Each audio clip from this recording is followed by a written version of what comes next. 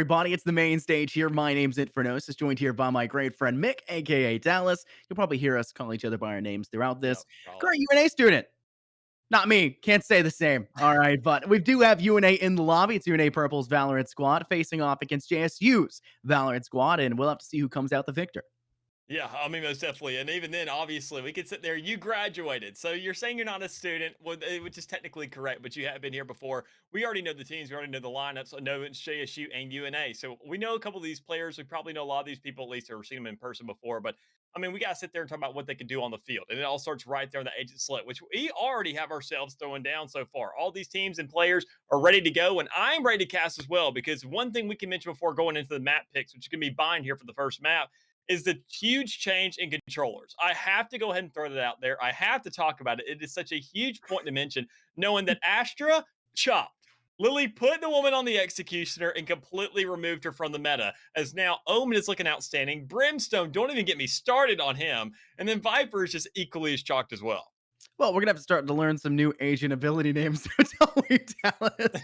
As we literally never see Brimstone on any map ever. He was just terrible. Now he's going to be playing on basically everything. Yep. Owen, we saw glimpses of for teams that maybe were just playing comfort picks. Still wasn't a super solid choice. Even if Astra was still solid in comparison to a lot of the other agent selections available, she wouldn't be allowed to be picked because she's kind of broken right now. The Yep. string code there by Riot has messed up, and she can sell her oh so valuable first star by placing it, bringing it back, and then selling it, allowing her to gain a Marshall in the pistol round. It's an unprecedented thing. And then beyond that, Yoru, another player, a duelist that's gained a huge buff in this update, not allowed to be Yes. played either because he could quite literally go invisible on site and plant and then get away before becoming vulnerable whatsoever. It quite literally is just an unprecedented mistake by Riot, something that would not I was about to anticipated to say, see. even that's Uh, news to me. He can plant in mid ult, is what you're saying.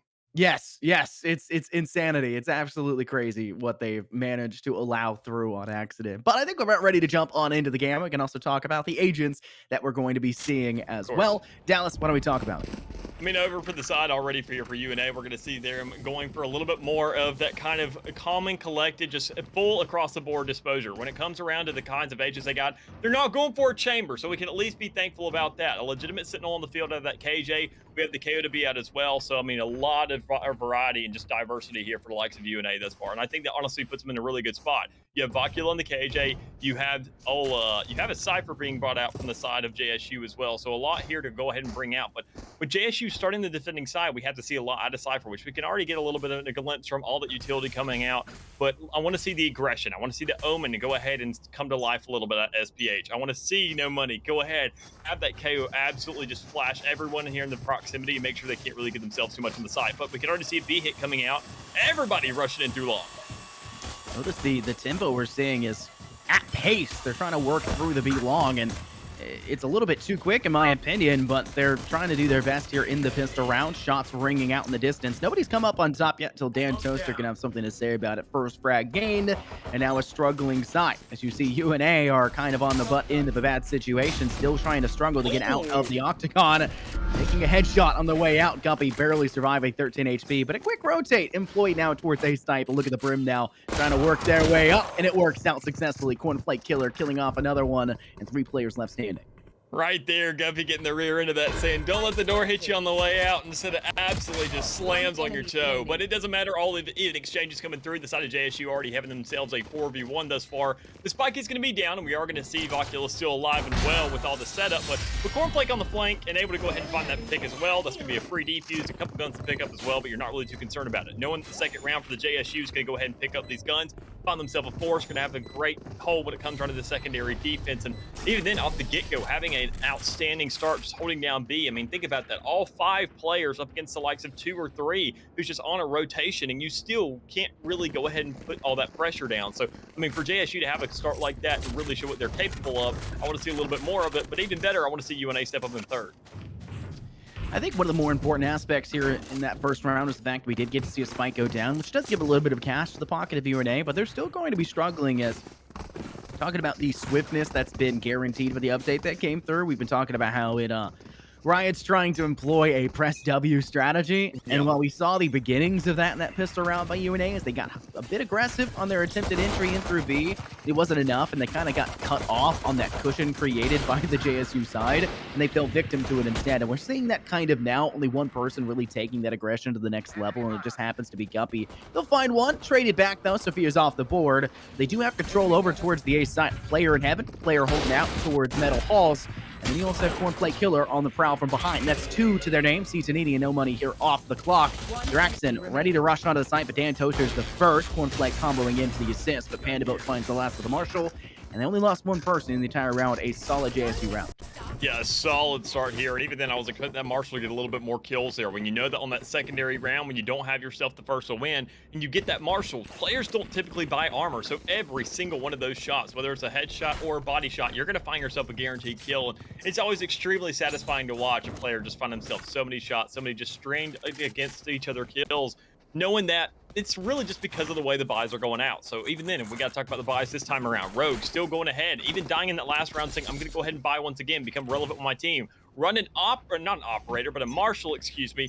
And it's going to be a really cheap option there, but you're still investing some money. But still, with 4,400 at his disposal, he's not really beat up about it. So this is where UNA has to step up. With the guns now in hand, 4 rifles across the board, a couple Spectres, a little bit more Vandals in hand. You want to sit there and see really how they can get this aggression to come out. And you can already see an even exchange. Cornflake still managing to find a kill there. So an outstanding effort thus far, now sitting at 5-1. But now with UNA being around at the outskirts of the map, looking for this pressure and looking for the flash as well, you got to go ahead and get that bombed out.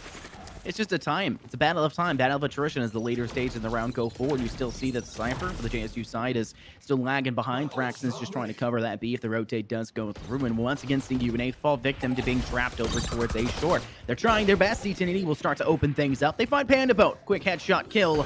Now you can see the rest of the squadron try to jump in. They did not clear U-Haul though. Dan Toaster will punish them accordingly. Guiding light sent. Vocula in a bad spot. Fully blinded, but they're still surviving just a moment longer. Still an even 3-on-3. Dan Toaster looking to swing out. Finds the head of one. Now looking to swing to another. Rogue trying to tag through box. Vocula may be in a bad spot, but No Money here will find another frag. Bring things closer. 2-on-2 shots connecting for No Money. And Vocula finding the last. Should have been Rogue and Dan Toaster getting that kill. They really missed on that opportunity, but still UNA finding their first round, and they'll take it as they head forward. Yeah, and a little scrappy there. You only have 2 players alive, so you don't have too many rifles covering over, and you really don't have too much econ to back it up, so you're still managing whatever you can. You can already see that Guardian coming out. You can see SPH with the Sheriff and the half armor just looking to manage whatever he can. Now sitting at 0-3, I want to see the guys step up. We can see that old Mundar is going ahead, playing towards the back with that Bulldog in hand. Make sure to play a little bit more passive and not nearly dying as much because he knows that that utility is going to be up regardless. Whether he dies or doesn't die really doesn't matter that much in the big stage of the game. He just wants to make sure he's alive long enough for his utility to become into effect and really go ahead and have some relevancy here in the fight. So you can see somewhat of a default already from the side of UNA looking to push possibly on this A site, but they've already sat there and gotten the read that Cornflake Killer is playing the aggression, already found a kill there towards spawn. So you got to keep your eyes out for this man because he's a problem. It's prowling right there. I think the killer in the name actually applies a bit too much, and UNA are falling victim to it at every angle. Look at the chalk dart sent over the top. Second one employed. This one bounces at the wrong angle. If it had gone the same way as the first, then No Money here would probably take a little bit of damage off the top.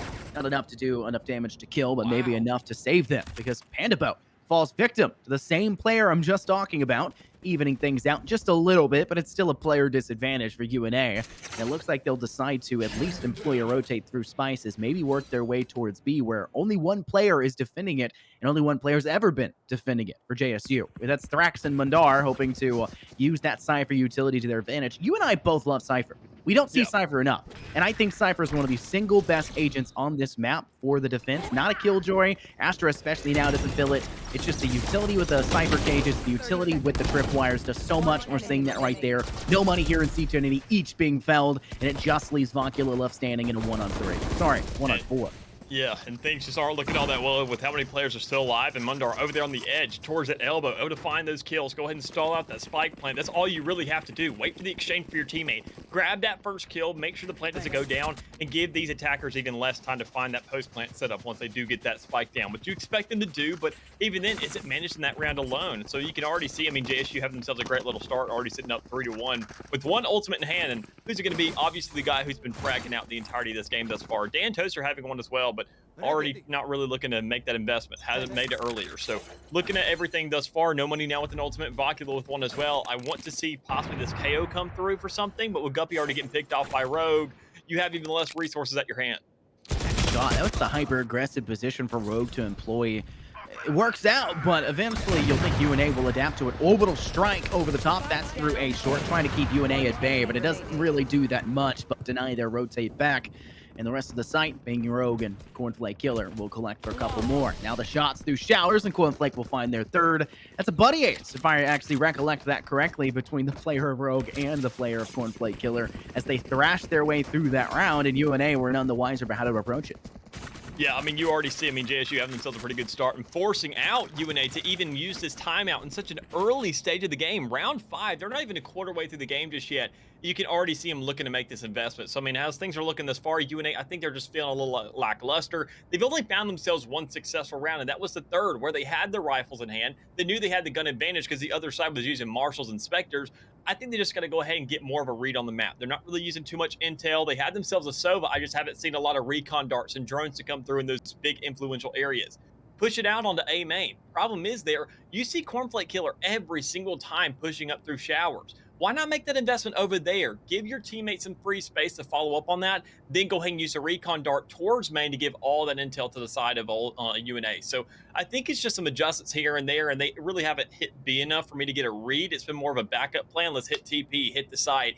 I want to see a little bit more contingency. I want to see a little bit more confidence, and I want to see whether or not they can really pull things out, especially after they had this time to talk.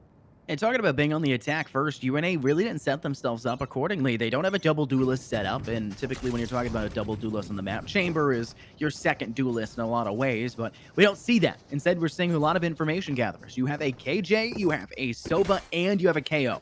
Why do you need 3 players that can gather information?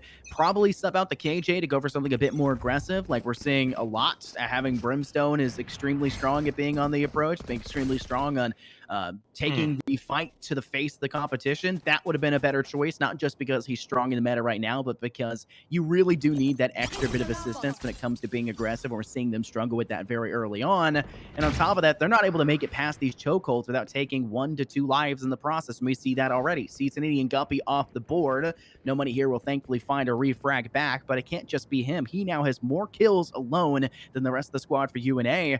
And same can kind of be said for Cornflake Killer, but some assistance is definitely there, and UNA is struggling to get out the gates. Yeah, and even looking at the likes of the rest of the team that's still standing, you're in a 4v3. This is most definitely doable, but I mean, you can already see the hold out of UNA trying to figure out where exactly should we push onto. There's a lot of hesitancy so far, trying to say what site should we really act on. And that is a big decision to be making right now. And you really don't know what resources are at your disposal. You have a controller, you have a sentinel, and you have an initiator. You have the 3 boxes ticked. You have your cover, you have your engagement, and you have your post plant. Problem is you've just lost your post plant, so you don't have nearly as much as what I was really given earlier. But as you go ahead and you go a little bit further, as you try to push up and get the spike plant down, you now get the smoke torch back, so you can go ahead and at least hope that Rogue is going to have that lineup. So with the spike going down, with the player still being towards the back, you just have to look out for the flank, which there isn't one, find these shots and these kills, and SPH with 2. Wow, Sophie's really setting up the squad right now. No money here is off the board, so she'll have to do a bit more on the top. 2 more kills necessary. Trapping inside Cubby, not able to survive. Dan Toaster will find the kill. I want to point something out here, Dallas. Kind of disconnected from the game. I'm so used to watching broadcasts through VMix that actually being able to watch the game in an FPS that's higher than 60 or 45, it feels like. It's great. Very smooth. Very smooth. It's pretty entertaining to actually have more than 45 FPS and actually go like 4 or 5 times that just for the sake of it. But that was a round that UNA does a good job of gaining control after having a pretty poor start on their attempted entry, but they didn't hold on to it. I felt like their post plant wasn't set up. I mean, I definitely agree, and this is because they didn't have one. We saw literally on the entry to site that Vocula got picked off. You remove that KJ from the game, you make sure that all the utilities that could be at their disposal, they're not playing frags right now. They're not really excelling in that department so far, and you can even see the rest of the team just trying to go ahead, get whatever they can thus far. And Citanini on that Marshall is going to be a huge player in this round alone to find that first frag, see what you can be making. And even then, Cornflake doing exactly what he's done best, holding showers, finding those kills, getting that pressure. You can already see Citanini lining up with them, falling as well. So now already the round has just started. A couple of seconds go off the board, and you already find yourself a 3v5 for UNA, trying to push on to B, but not really having too much success yet. Look at the danger zone that's being employed here by the side of JSU. One thing I really do like that we've seen JSU do is not to overextend themselves on B. The harder side to extend, Showers is a bit of an easier extension to play the defense, and we've seen it pay off for them, and we're seeing it pay off once again on the actual B site. Dan Toaster has found rapid success. That's now 2 to their name. They're looking to make it even further, but Thraxton will steal the kill instead. Another solid performance for them, a flawless round on top of it, and they're up 6-1 on the defense of this map, which may spell disaster, considering that this map really pays off when you have a very aggressive front line, and I think we definitely are seeing that from JSU. Yeah, and honestly, I mean, already that could translate to the attacking side. We had to see the same thing out of UNA because we've sat there and mentioned them in Bind. I mean, you and I as casters can agree that Bind is one of the most boring maps to cast purely because of the way that it flows. Teams don't like pushing up because of how narrow these entries are. You sit there, have showers, you have main. Nothing is really giving you all that space and all that leniency to say we can push onto a site and we can go ahead and run beside each other rather than funneling in back to back. So as everything is heading out so far, you can see him getting a little bit more aggressive thus far, hanging around that A main stage, not really pushing showers. Known Cornflake Killer is probably going to be there again, but you go ahead, you give the reads, you sit there and say, all right, Hunter's Fury's coming out. That's 1 of 4 ultimates already being vested thus far, in an exchange in the lockdown as well. The baby cage, as you love to call it. I've never actually heard it called that before you, but it'll be destroyed. Orbital Strike employed on the counter, and this is why KJ's extremely weak in a lot of ways, and the other team knows a lot about the map, and we're seeing just that. They're able to trade things out. The no command has been employed by UNA, but unfortunately in the DBNO position, down but not out, but needs assistance quite quickly, and I don't think it's going to come out here for UNA, and Cornflake's skill will be guaranteed. 2 players left standing. Vocula's working from within U-Haul, Lamp's side, having a little bit of assistance to be able to hold off this defuse. Sophia up on double boxes. Vocula finds a kill. Sophia finds the second one. Rogue off the board. Only 1 person left standing. The player has been a vice grip on that B site, trying to hold on, but not a vice grip on A. Stick to where you're comfortable. Vocula finds a 3K to finish that round out, and UNA find their second. And even then, I'm liking the way that UNA is really playing out their roles. Every single time, you typically see Vocula being the last player standing, and SPH as well. And that occasion earlier where we saw it was also no money here, your top 3 frags respectively thus far, you got to sit there and consider how they're working things out. You sit there and say, we're our controllers and our smokes and our post plant. We need both of those to be alive. No matter what happens, we have to make sure this fight goes down and Vocula is still alive. So even then, you don't even have to go ahead and peek to really get that kill. You create that pressure, you stall time a little bit more, you go ahead and throw down those nano swarms, you say, I could possibly have ourselves a free round. There's a lot of ifs that go on there, but still just the thought of it alone is still enough security to really go ahead and follow through with that plan. So whether or not we talk about plans, we got to sit there and see whether UNA's really steps up here. And with no money already grabbing that kill, having to realize that Cornflake Killer is coming out of showers, you find that first exchange coming out as Rogue finds a kill with the operator as well, making Setsito and Edie fall a little bit too quickly here in this one. Once again, we're seeing the aggressive stance, and I talked about how B is a harder site to be aggressive on. The only really extension you see is maybe a shorty being employed in hookah, maybe an operator on B long. We're seeing it employed, and it's fairly interesting to see. Speaking of being employed or maybe unemployed, Pandaboat finds a headshot kill, but unfortunately not out of the top fragger. No money here who'll get the refrag back. It's a 3-on-3 post-plant situation, time constraint, forced into the laps now, the JSU side, and they've got to make a really large recovery. With 1 player in lamps trying to hold on strong. Guppy, unfortunately, will be unable to do so as Rogue's operator rings true. And that's another kill garnered for JSU. Over the top sent Cypher Cage as they're trying to cut down that sight line, and it'll do it quite successfully. No money here with 30 HP, quite wary. We'll send out the knife. Blade actually tags 2, giving a lot of information that they're near that defuse. Unfortunately, Sophia still on the prowl, able to tag 1, needs some assistance. Virus Rogue not covering as close as they should, but does not seem to matter. Dan Toaster will hop off, find the frag, and lead JSU to another round win. And even then, you already expect right there that the operator is going to come out. You see that player still alive. You see Rogue towards the back. You know that when it comes to the exchange, a jab with an operator isn't going to play for flank. So why are you peeking heaven? Why are you going for that aggression? Play it slow. Make sure not to give them the opportunity. Make sure to put the ball into their court, because that's what it comes down to when they're on this post plant. They have to find the exchange. They have to find the answer. They are forced to make a move. Meanwhile, you sit comfy. Anytime you possibly flick anywhere else or really go ahead and get your muscles stretched out and you stretch your calves a little bit and go ahead and walk left to right, you are throwing your life out there on the line. And that is a big problem, as we may see SPH go ahead and get thrown his life off the line, as he looked like he was going to peek towards that B. But once again, it seems like an A default thus far, trying to split up across the map. And Cornflake, once again, as we've sat there and seen every single round thus far, holding those showers. So I want to see the adaptation. I want to see whether or not they can read this, find that kill, and then get themselves a free little split onto the side. Talk about the aggression once again in showers. Cornflake is already at the foray, hiding inside cubby showers, but I think we see the majority of UNA on this side kind of being aware of the aggression, but talk about an early push through as we see a kill garnered for no money. They'll take a lot of damage in the process, and for an eco round, getting the plant down this swiftly is a very impressive statistic, but they actually have to go on beyond that. They have to win the round. They have to get a couple more kills. They actually have to get a kill to actually be able to survive. A Corn will find one more, make that two. Dan Toaster with another. Now only 2 players left standing for UNA. Trying to hold on to the front, but no money here is in a very poor spot, being stunned by the Tasmanian Tiger. And leaves just 1 player left standing. Vocula trying to hold on to the fray, sends the Nano Swarm, trying to do their best. The alarm bot goes off. It's about buying time. It's about creating space. And unfortunately, with 3 players able to defend the post lane, they should have done a better job, but Vocula still managing to find the kill. But there's still plenty of time for the defuse, and you'll see JSU win another round. And there most definitely is. And I mean, you mentioned earlier the frames. I don't really care too much about the frames of being in game. One thing I can see though is I can talk about utility allocation. That's something that you get whenever it comes on to VCT, but you don't really get the luxury of unless you're in game.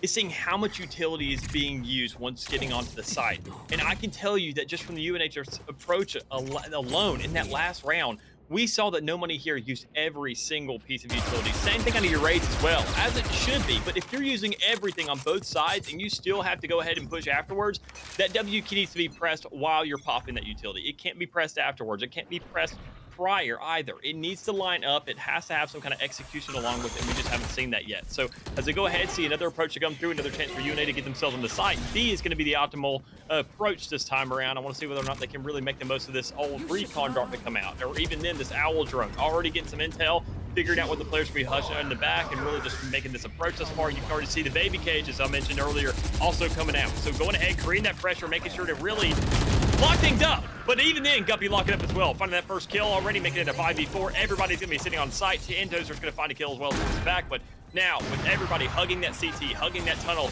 and once again, Cornflake Killer on the flank, you got to keep your eyes out for this guy. And Rogue with the double on that operator. Triple now. Whether it's long, short, the guy will find the pick. This is a spectacular performance for the operator. What do you expect? Jets and operators go together like Wardell and Chambers.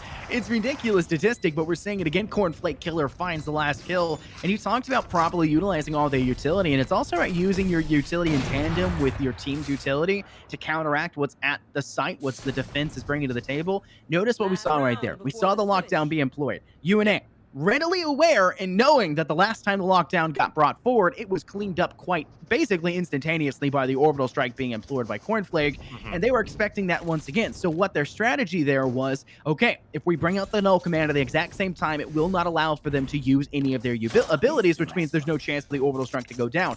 However, utilized half a second too late, or maybe we just saw Cornflake being too far away for it to suppress. No matter what happens, the orbital strike still goes down. Baby Cage is denied, and that opened up the entire round for JSU. It was just a huge outplay. I think if we had seen UNA being a bit more aggressive with their utility there, letting everyone push onto the site and then employing the Baby Cage, it would have been a bit more successful, because I think the null command was just slightly too far away, and it created sustainability problems. But talk about an opening round kill. No Money here gets the Titan, the side of JSU, off the clock.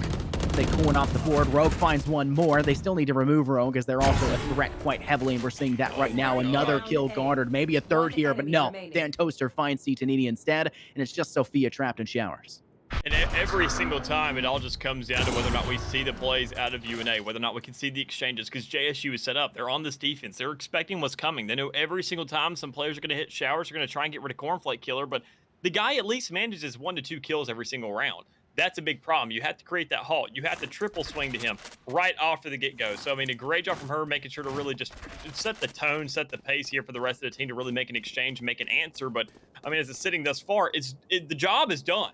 I mean, you have sat there, created that pressure, made sure that A main is also now locked up. And Rogue being a huge necessity in that. Just going ahead, finding every single kill is now the last round of the half. So UNA fighting desperately for a 3-9 lead, but they just can't really find it, as we see JSU get themselves a 10. So a 10-2 half here on Bind. An outstanding just display here from JSU thus far. And UNA now being on the defense, where we sit there and see the equal kind of responsibility in every single role being played, in terms of controllers, in terms of how the game's going to be really played out. Brimstone may be a little bit more aggressive than SPH on that Omen. So I want to see a little bit more here out of them, and I feel like UNA better be set up for it. Honestly, run some shorties if you got to. They're going to be pushing your face. You need to be ready for it. I want to point out, when you play a Cypher, you are kind of paying the price accordingly, and the price typically when you see a Cypher is the normal theft. There's not many opportunities to use it. When you use it, there's a lot of times where it feels kind of lackluster, where it isn't exactly the most important thing in the world. Just kind of use it to use it. There are definitely the moments where it shines, and we've seen that quite a few times before, but I don't think it got employed a single time there by JSU. But the ability for them to lock down the site, the ability for them to solo hold an objective, and despite the fact that Thraxton only went 3 and 4 in that half, the oppression that was built for the JSU's defense was so much that it just created complications for UNA, and I think that's one of the big reasons why the scoreline is as it is. We're talking about the opening of this round. 2 kills garnered for JSU, 1 for UNA. Make that 2, as nobody here is going to continue to pound her. 11 kills to their name already. Top of the leaderboard for UNA, and now make that 12. They're trying to swing back onto the site. The defense is quite strong, but Dan Toaster finds a nice shot across the board. You're down to a 1v2. Cornflake Killer, the player that was the top fragger of the last half, is now only 1 behind Dan Toaster after their last frag themselves, and Cornflake has to try to surmount a pretty big comeback here and get the diffuser down. It's not going to happen. Seatonini with the Ghost headshot kill, their 4th of this game. Clean shot to go ahead and clean up the round and grab yourself the first here of the half. I mean, already going ahead getting somewhat of an even exchange, and you can even see in the bottom left there, Squibb giving a little bit of encouragement, saying it is now comeback season for the side of UNA, and that's what we expect out of them. Whether or not it comes to a win or a loss, I would like to at least see a tie game in terms of rounds thus far, and it could get to 11-11, 12-12, find an overtime, whatever you need. You want some relevancy in this fight. You want some relevancy in this entire map thus far, because I mean, it's not looking good as things are looking. You look for the pressure, you just couldn't find it. So now when you go ahead and find all that really aggressing onto you, you need to be ready for the answer. And C2N already with that Marshall in hand, looking for the shots, but even then going for the orb and sits there and says, there's 5 players lining up. I'm backing up. Everybody, let's go for a rotate. This is why when you play that aggressive on B long, you're typically playing a duelist there. C2N was almost caught out in the open with no real getaway utility, but look at the position right now with the Marshall. 2 shots ring true straight to the head, and he'll find 2 and make that 3, 3rd with the Ghost. And UNA have decisively won this round. There's only 1 player left standing, and let's be frank here, Panda Boat has to go through 5. They're not able to get through any. Flawless round for UNA, and they'll find themselves up at 4 rounds. Still 6 rounds down. Comeback season may be here, Dallas, but it will require a lot to go through, and this is the rifle buy, no longer a bonus for them. 4 rifles to contend with, and they're facing 2 Marshalls and 3 Spectres. I was about to say, I mean, you already found those guaranteed 2 that you're expecting off that second round when you get the Force in hand, but now this is where the real answer has to come out, whether the real hold has to come down as well when you sit there and see the amount of guns that are being brought to the table by JSU. You know they're going to have rifles. You know they're going to buy up because they didn't have any armor in the last one, just allowing C2N to grab those easy kills with the Marshall. But, I mean, now, this is where the real answers have to come through. You have to set up this utility. You have to get this information preemptively. You can already see No Money here grabbing that little bit of intel, so they're saying, so is an A main. Are they going to be pushing off this guy, or are we going to see some kind of a default coming through? Because they have another initiator across the map, that Sky, who also gives plenty of intel for the likes of Rogue to be making a move onto B, even though the spike isn't there. Talk about the aggression from UNA in the last half. We're seeing them kind of stay at the lack of it this time, right? Obviously, in the last round, they know what they can do. They can play, you know, up close and personal, bringing out the Marshalls and the Spectres. It's all about their own pacing that they can force onto the JSU side. But right now, JSU has one of the best defaults we've seen in this game so far. 2 to be long. They can obviously TP if they find it necessary, and that's really just a matter of creating that space in showers. And Thraxton has done that quite successfully. Corn's behind. She's going to try and keep the pace, have spike control, throw down that stim when necessary. But we're seeing the rotation come through. Looks like they may try to go through A short instead, and we're seeing the rotation come all the way back through the attacker spawn. Now the smoke starts to drop down, and it's up to JSU to either use that as a bait and switch or as a timing-wise to get the rotation on over towards B, and I think they're going to do the latter. Oh, and you already see the early rotation coming out. No real intel, no shots being fired, no real just engage coming out of the likes of JSU, and you still go ahead and now make it a 4-1, just complete oversighted approach when it comes around to being on this B side. You can already see everybody flooding out this U-Haul. C2N being all by his lonesome and not able to find even any of these kills. In minutes 1, I'll agree, and SPH is here for the backup. But now, sitting at a 4v2, UNA has gone ahead and answered almost instantaneously. This is exactly what they need for this comeback season they mentioned earlier. earlier. With only 2 players alive, that defuse going down as well, and everybody just swarming on top of all Mundar there. Tunchered with 2, maybe a 3rd, but no. Instead, you see UNA finding a 5th with those rounds, finding plenty of guns to go ahead and pick up as well, so saving a lot of money in the process, at least for this next one. It's a really solid round. You do lose a lot, right, in the process, but you gain a lot as well. And I think for UNA, they've been able to keep up the rounds in terms of winning, so they're able to just keep buying out. They can sustain themselves for a little bit longer. This will not be the same thing when you're talking about the side of JSU. They're going to try and bring some marshals. And let's talk about the, how do I phrase this? The, oh man, there's such a great term for it, Dallas. I'm totally blanking on it. The value, that's the term I'll use. The value of Citanini in that round. Talk about trying to be aggressive, knows to take a step back. Only person left on B site. The rotation did come through eventually from Sophia to try and help in good time, but it was a little bit late still because they fell for the rotate through towards the A site because the smoke's coming out from the brimstone. But Citanini gets a shot, 2 shots in through Huga, both connecting, neither killing. They dive on a site if you're JSU, and then you still get a stun onto Tanini, and yet still you're falling victim to the hipfire kill. 1 shot, 2 shots, they find impact, and they win the round off the back of it. It's just a massive value for a single cheap weapon in hand, and for a solo defender, that's all you can ask for. Yeah, so I mean, already looking at the beginning of this round and the answer to come out from JSU is just not going to be all there. And you sat there and talked about how so much was lost in that last round. I want to talk about that there was more gained than lost. You don't care how many players die. You expect to typically lose that round because it's a bonus. They didn't lose that round. I mean, whether it's 1 player still alive at the end, that is a gun picked up for free. That is money saved in the rear end for the rest of these rounds to really push through. You now force JSU into a scenario saying, we have nothing but sheriffs and marshals. We are now scared on the attacking side. Now we see how much it sucked for you when you were on the attacking side.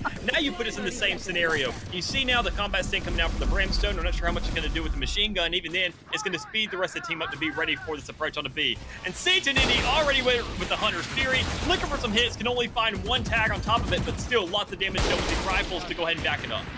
Shock Dart sent over the top. This does not seem to find impact, but Rogue will with the Marshal. Vocula and Citanini through the Cloudburst placed in halls, able to find one of their own. Sophia now with another. Owl Drone sent over the top of Panda Boat, kind of aggressive, and it pays the price accordingly. Vocula on the refrag.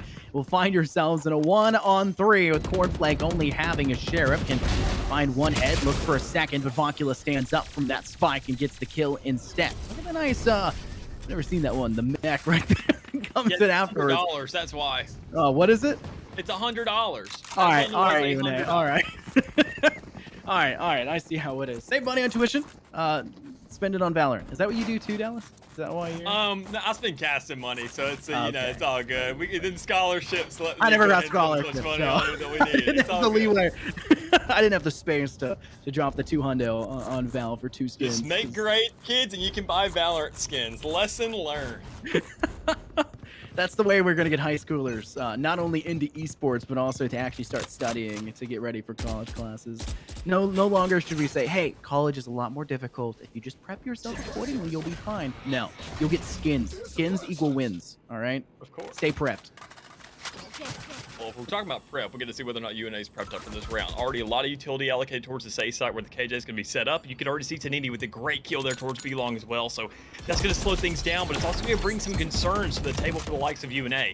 Is an approach coming on the B site? Are they going to be slowing it down? Are we going to see a slower hit onto A? Well, we're definitely going to see a slow hit onto A with all that utility there, but whether or not you make the decision to push onto it is really still up in the air because so much utility, as I mentioned earlier, is a problem for both sides. Look how much is being invested, and we haven't even seen a person look at the plant site yet. I mean, that is a problem its own, and JSU is now falling victim as well as UNA is coming up in this round. Now it's at 6-10. We sat there and saw 2-10 earlier. 4 rounds in a row, back-to-back for UNA. An outstanding look thus far on this defense and looking to go ahead and do it again. The knife sent over the top there by No Money here. Great flick to remove it for the side of JSU. Denies at least the information that there's more than one, only guaranteeing that there is one who shot it. But it doesn't seem to make a huge deal. They'll still get a bit too aggressive. I think JSU is kind of falling victim in the same way UNA did. They're fumbling over their own feet, And while I like their defaults a lot more, I like the patience a lot more. UNA has done a really good job. I think a lot of it's because they have both a KO and having the Killjoy. It just really makes those funnels quite difficult to get through. And I 10 don't think we're seconds seeing left. enough utility prodding by the side of JSU. They're not shock darting out these opening entrances. They're not shock darting to try and remove the utility that's placed. I feel like that's one of the weak links for them. And if they had just kind of adapted accordingly, we could probably see them make the recovery and start to pick up rounds again. But it does feel like we need to see a bit more at a Panda Belt in regards to removal of utility, because you can just shock dart those funnel entrances. You can shock dart showers opening, and that removes all of the KJ utility, and it basically makes her useless. Same way in the fact that the orbital strike removes down the lockdown and makes her useless in that attacking half. There's so many counters to Vocula, and yet we're not seeing them be employed. You gotta think about the way it really goes. You don't get a read of that KJ utility. It's completely invisible until you get within the proximity of it, close enough to go ahead and trigger it. So, I mean, it's a real gamble to invest that utility into nothing when you think you're getting damaged. So you can already see another one, a little bit of an exchange coming out, the information already coming out from the sky with the guiding light, and with the old Seekers to come through as well. But the SPH can find one and even exchange another one over there on the side for C1080. So now 3v3 on this B site, and all the ultimates are coming out for the side of JSU, looking for whatever they can. The right click from Rogue. Now you got no knives, but you have no players either. Still a 3v2. Things are looking possible for UNA, but they're all trapped up in that spawn. When can they make this push? Well, not right now with the fragment grenade out. You sit there and you look for a double swing, you look for one kill, and you find that defuse and just go ahead and get that coverage. Look at the player being sent Guppy. He's going to rotate through back halls, trying to work towards elbow. The Panda Boat had a great angle in that position, and finally JSU will put themselves back in the board off the back of Rogue, might I add. Doesn't need an operator every time to be able to get themselves round wins, but it sure does help, but they'll do it with a Phantom instead, and it'll bring them up now to the 11th run. One round away for match point. Easy for me to say, apparently, or maybe not, and I don't think this is a bad decision here. They're going to go ahead and take a timeout. I think this is the timeout choice of UNA. I think Squib's their coach that's in the background. So I think this is a smart one, especially after they finally pick up some tempo. You need to stop them from using that as a swing round to pick up more rounds. You need to stop the momentum. They found something, give them a huge break, 60 seconds of time bought, and that adrenaline, that energy that was brought behind them, all gone. Let it dissipate and stay calm and collected. Yeah, I mean, right then, I mean, you sit there and you basically poke the bear, and aggression only lasts so much longer, and then the likes of, calm and collected. So we can see JSU wanting to slow this game down, and as you said earlier, UNA looking to actually capitalize on this, trying to play the game out, say, okay, we've had ourselves such a long strand of rounds thus far. What did we do wrong right there? Because otherwise, it's been almost darn near flawless. Sure, the kills have fell short here and there, and it's not been too much to really go ahead and put us in a huge deficit. But now, when we are only, a couple rounds behind, 11-7, I mean, we have brought this game back. It's comeback season, baby. We have to actually back up our words. We have to have the bite to match the bark. And I mean, they definitely showed that thus far. I think all they have to do is make sure to be a little bit more fair about their, their allocations here, because you can sit there and see you have yourself an initiator, you have your smokes.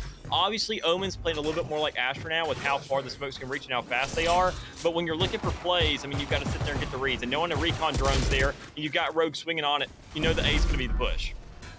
Rogue finding the first frag sets things up quite well, and look at the rotate. A's not going to be the push. They find the opening pick. It scares the remaining players on the A site. No matter what, it's still a 2-on-2, but they know they don't have to go through the KJ utility, which may be the biggest boon. Sophia may find one, but Cornflake, she'll frag right back. Rogue with another one on the top. And JSU now have the man advantage of 2 on top of it, a 4-on-2. And once again, the only remaining players for the side of UNA have to rotate through this halls. This has been the essentially doomed, the undoing of them so far, and I think that what we're seeing is JSU attempting to replicate the same level. Tripwire will be removed. It's a solid position to do it, but the boost pack does not actually go off at any favorable position for Gumpy because of it. C1080 question marking away. Not too sure why they're doing it that way, but we'll have to see when it comes back to it. Cypher Cage goes down. Rogue up top, trying to find the shots. A couple ring true. Guppy in a good spot, but can't really find anything. Vocula able to frag for one back, but Threx and Mundar finding the refrag, and it is match point, or map 1 point for the side of JSU.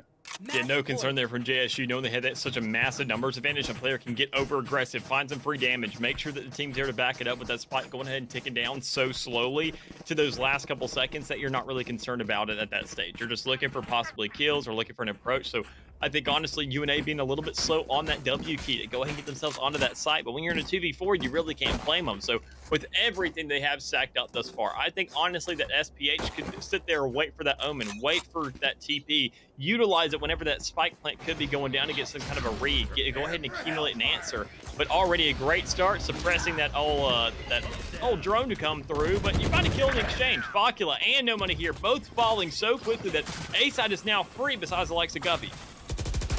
A really big point for them. They'll need to try to drill it home, and they're doing just that. Rogue with another one. Sophia off the board by Pandavote inside Lamp, and it's just Seatanini and Heaven left standing. Misses the shot out of Rogue's head. The operator does not ring true this time around, and you're playing in a 1v5. This might just spell disaster, and I think that seemingly will be the case. Rogue playing through. Looks like they will catch the rear, and Seatanini will not get the rotate back around. 13-7, our map 1 score here on the map of Bind. Maybe the map of Ascent or second map going to be a bit different, but from the looks of things, that was a solid round performance there by JSU. And well, for UNA, it has to be, honestly. I mean, that's all it really dwindles down to. Going over to Ascent, where the map is a lot more open, you have some pressure towards the middle. I think they almost felt a little bit suffocated on Bind. That's a big problem we see out of every single team, whether it's collegiate, whether it's semi-pro or professional, every single level. Teams just hate playing attacking on Bind, and I really can't blame them. But JSU eventually said, we have to bite this bullet. We're up, we're going ahead. The more slow we play, the more rounds we're losing. And whether or not how we get it done, we can push on to A. Go ahead and get a hit, quick little hit towards TP, find ourselves on the B side, but they got to do that so much. And we just never saw the adaptation from UNA to say, look, let's maybe go ahead and make a 2-3 split focused around B this time, because every single time it was C Tanini and SPH on that Omen and that Sova. And you sit there, have lots of intel, but where's the hole? Where's the defense? Where's the smokes close there to go ahead and prevent that push and make sure that they really can't see that much when making an approach on the site?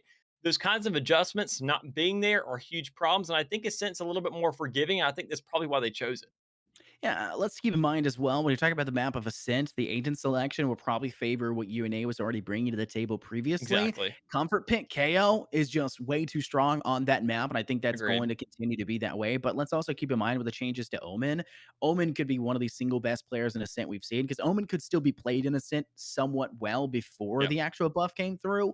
The buff now being employed, the versatility and mobility that he can employ through mid, through that fountain stage, over through and over the top of B. So many positions that can be taken advantage of. I think Omen has to be played by one of these sides if one of them is comfortable with. That's really what it's going to come down to. But we'll take a quick little break. One of the players has to do a quick restart, so we'll take a break while that's going on. Make sure to stay tuned here at the UNA Esports Twitch channel for more here from the main stage.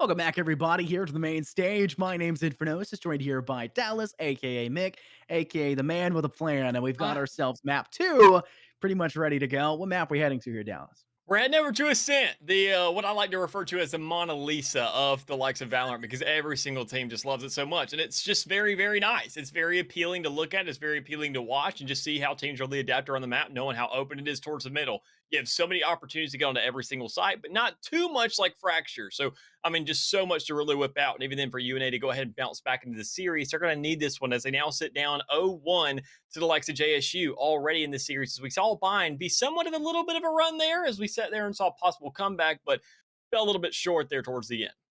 I think at that point it's less of UNA being on the comeback, and it felt a lot more like JSU kind of falling apart. They let the comeback happen because the Maybe. control, the domination that JSU were employing that first half, it was their game. It was their Yeah. game to lose, and they started losing it, right?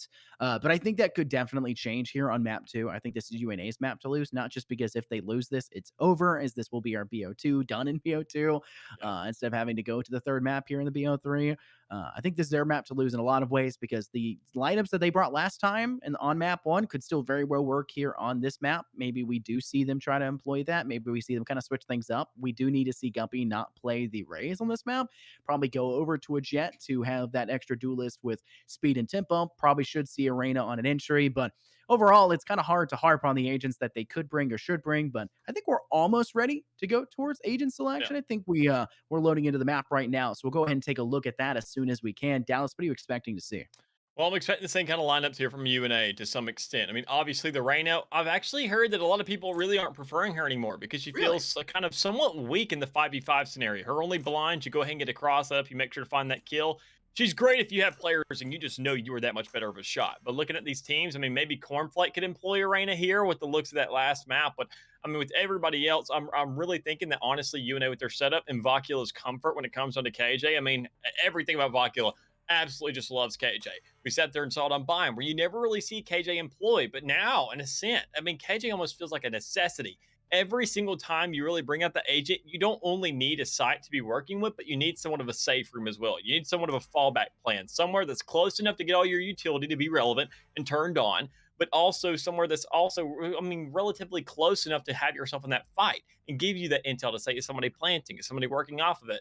B site, you got Boathouse. A site, you have right there in hell or towards heaven as well with how small the site is. There's just so much potential there that I feel like it's a necessity. But in terms of controllers, we see a complete opposite. We see the Omen coming out for GSU, and we see the Brimstone coming out for all UNA. So no money here. Looking to take a little bit of a note out of Cornflake's book and say, look, I matched up with you enough in that last time. Let's see if I can go ahead and turn things around with the same exact agent you had. Notice Sky, an agent that you are in love with to a degree that's kind of creepy sometimes there, Dallas. Because every time we talk about a you're like Sky, Tiger, send down mid, control bottom mid. It does I so love much. Take Sky. Yeah, market, of do course. everything. You guys should hear the conversations we have when it's not on broadcast, talking about lineups and toxic screen setups and which agents do good on what. It's like trying to brainstorm between two people who can barely collect one brain between the two of them. But I have to agree a lot with the way that you phrase it. Sky is she just dominates the stages of mid in terms of courtyard and fountain and market. The guiding lights do so much control around these tight corners, these funnels that are having to be employed by an attacking team, as well as having the information that can be gathered off the Tasmanian Tiger. It means you don't really need much else. And that kind of makes me question why we're seeing, as well as the Sova, which I think is a perfectly fine addition on this map. I do think you need that. A Killjoy on top of it seems like a bit of a stretch. You don't necessarily need that. I do think having a Killjoy means you can lock down the B site as a whole, and we do know that there was a lot of weak links in terms of that KJ denial of utility using shock darts, but at the same time, it feels like you're stretching yourself maybe a bit too thin. A KO probably would have been a very smart choice instead, but I'm loving the Omen decision as that buff we should see come to very rapid success here, especially if we see them dive through that B site, but they know that KJ utility has to be stacked up, and there's no removing it just yet. You can already see the smokes coming out. I mean, no money here putting down that smoke towards that market, towards that B section, looking to go ahead and get the hold there. And with all the stack of utility, that's going to create a massive hold on the JSU to really just go ahead and stall some time for them to say, look, we can push up in the mid, we can push up towards market, we can create an answer here, and we can also get pressure just across mid and control this entire map ready for wherever these JSU players want to go. But I mean, with nothing but a couple bit of utility for the rest of the team, just waiting for these regions to come up, and the little bit that they did buy, it all comes down to whether or not you have that KJ ready and ready for that answer. Because once you go ahead and alleviate that attention, say, no, no, no, don't go B, don't go B, don't go into the trap that KJ has set. Come over here to A where things are wide open. You better be ready for that with your guns to make that exchange. Notice no money here is going to go ahead and drop down the door, trying to at least make it harder for our attacking team to step through, but we see JSU has a bit more problems on their hand. They're trying to drop the turret and send KJ in as their opening fragger. It does not seem to work out. No money's going to get aggressive off the back of it, but Rogue and Dan Toaster each frag back for one more. Guppy finds a shot with the Ghost. Dan Toaster frags again with Guppy, and a player disadvantage. JSU only have the one, now make it nil as Vocula finds another kill from up in Raptors on the drop down, and you'll see a round 1 win for UNA. They'll take the pistol, which seemingly makes us believe that they should take the second. There's still too many difficulties to try to overcome in the process. And even then, it all came down to no money here. Already off the get-go, finding those 2 kills, make sure to bring the pressure, and even in the incendiary to go ahead and back it up, because that utility absolutely melts. Honestly, the fact that Brimstone is in this stage feels illegal. To know that how long that incendiary lasts, it does so much more damage than Phoenix, and the fact you also have your combat sim to back it up. Smokes that you can place for free without really going ahead and put yourself into the fray to really get all that damage thrown onto you. There are so many incentives to Brimstone right now that, I mean, it really even shows here on round 1. It was highlighted there, and Vocula not able to get that full armor, looking to go possibly save for this next round, because I was thinking it was utility at first, but still, full utility on the board for UNA, full guns to be working with, at least on this force, and as everything really starts to pan a little bit more, we got to see the exchange. Speaking of exchange, it's a battle of utility. Like we talked about on map 1, it's really about who can use what, win, and try to adjust themselves accordingly. But from the looks of things, we'll see it kind of fall in UNA's favor as Tanini with the Marshall rings out for a third hip fire on the last. Give him the ace. Give him the ace. He's looking for it. Unfortunately, Sophia will steal it. They'll find it, but it's a buddy ace, as some would say, or maybe just John would say here at Dallas. But it's buddy ace between the two of them. See Tanini and Sophia find themselves each across the board, and you'll have another round won by UNA. They're up 2-0, but now the rifle bot will come through for JSU, and they should be able to take this round in strides. But we know how that went in the second half of that map 1 and 5. And even then, already a great little start here for the likes of UNA, but we see no real setup. We see a little bit of more players towards this A side to go ahead and compensate. Say, look, we have a third player with all this KJ utility. Make sure to cover the site, hold things down, get close, get aggressive. And see Tunini already going ahead and hitting that note exactly on the head, saying, look, I'm going to push up with this recon dart, see what I can get. Oh, well, there's all 5 of them. Let's go ahead and get a rotation possibly coming through. One of these players move on. So now a 4v5 will be the equation on the side of the A. But with all this utility coming out, creating a stall, you need some control in the middle of the map as well. So already a couple of these check marks a little bit ticked off, but you need to now look for this possibly a rotation, get some more intel, maybe another recon dart or an owl drone, even to peek out towards mid. UNA went ahead and grabbed that first step. They're climbing up the ladder a little bit more, but can they reach the top with the amount of kind of looking and the amount of visibility they have? As SPH almost falls there, but still doesn't find a shot, but doesn't find a death either. Solid start. I do like the default thing we're seeing coming through. I think we do need to see a mid push here through bottom mid. Look at the Omen smoke. The speed at which that thing travels across the map is insane. It goes out. Bad position for Rogue to be in. Throws the Cloudburst down. And Guppy, great position, great play, and utilizes it perfectly. Will throw the knife over towards that B main side. Sees that Sky is over there and will now kind of direct themselves accordingly. And it's seemingly working out. Tanini from Puppy comes from that Cubby side, gets a kill over towards Link as they try to rotate back through mid. Cornflake's been able to step onto the site, though. They'll find one. While they may not be playing that super strong Brimstone this time around, can still find frags with the KJ. We're able to get one more on the top Thrax, and this time, this one on SPH. A 2-on-3. JSU may have a man disadvantage, but they're still holding on quite well. They're in a good defensive setup for the post plant. Fortunately, Thraxton's been spotted. The Owl Drone also rings out, and Uppy is in a good spot to try and play for the next fight, too. It's about buying time and creating space right now for JSU. Look at the suppress as well. The knife was sent over the top. A 1-on-1 at the end, and you'll see UNA come out on top. They're able to survive. They'll keep themselves in for another round. 3 in a row. For them, a solid statistic. And even then, look at the exchange. When you go ahead, you find these kills around like this, whether or not it's 1 kill or 2 kills. You go ahead and find those bodies. You pick up those weapons. You go ahead and even out the odds, and that's exactly what UNA did. Said, look, there's a Phantom on the ground. There's a Vandal on the ground. These 2 players stacked up on site are going to have that. we found so many success with the Spectre already. We're not going to go ahead and really duplicate that on the B side. We're not going to find that same success. They're probably going to set up towards Boathouse. They're going to play for long. They have a KJ alive. We're going to see some utility. We have to back up and find something to be able to penetrate these walls. So picking up those weapons, a huge necessity there for them. A huge little bit of tool to go ahead and put into the box for everybody else to be utilizing there. And also some money saved here for the third. So already a 3-0 lead in this defensive side on a map that really just doesn't have a favored side. So already a great start here from UNA and an ultimate at their disposal as well out of that Brimstone, which could also be used to create a massive halt and possibly a free kill on the plant. I want to point out, Valorant just tweeted, they said that Yoru and Astra are now back in. For those that aren't aware, they were kind of removed from competitive play because of the problems that were occurring with their utility usage and things like that. But they just sent out a tweet. Brimstone next? No, they just said, but we're disabling Cypher everywhere until we can fix an exploit. So apparently Cypher now is a problem. All right. Thank you very much, Riot, for being true as always. I don't think we saw that problem go through there on the first map. So I don't think it would be a problem. But Valorant at its finest. 2 kills. Sorry, 1 kill dropping. And this one's actually in favor for JSU. Rogue cannot jump.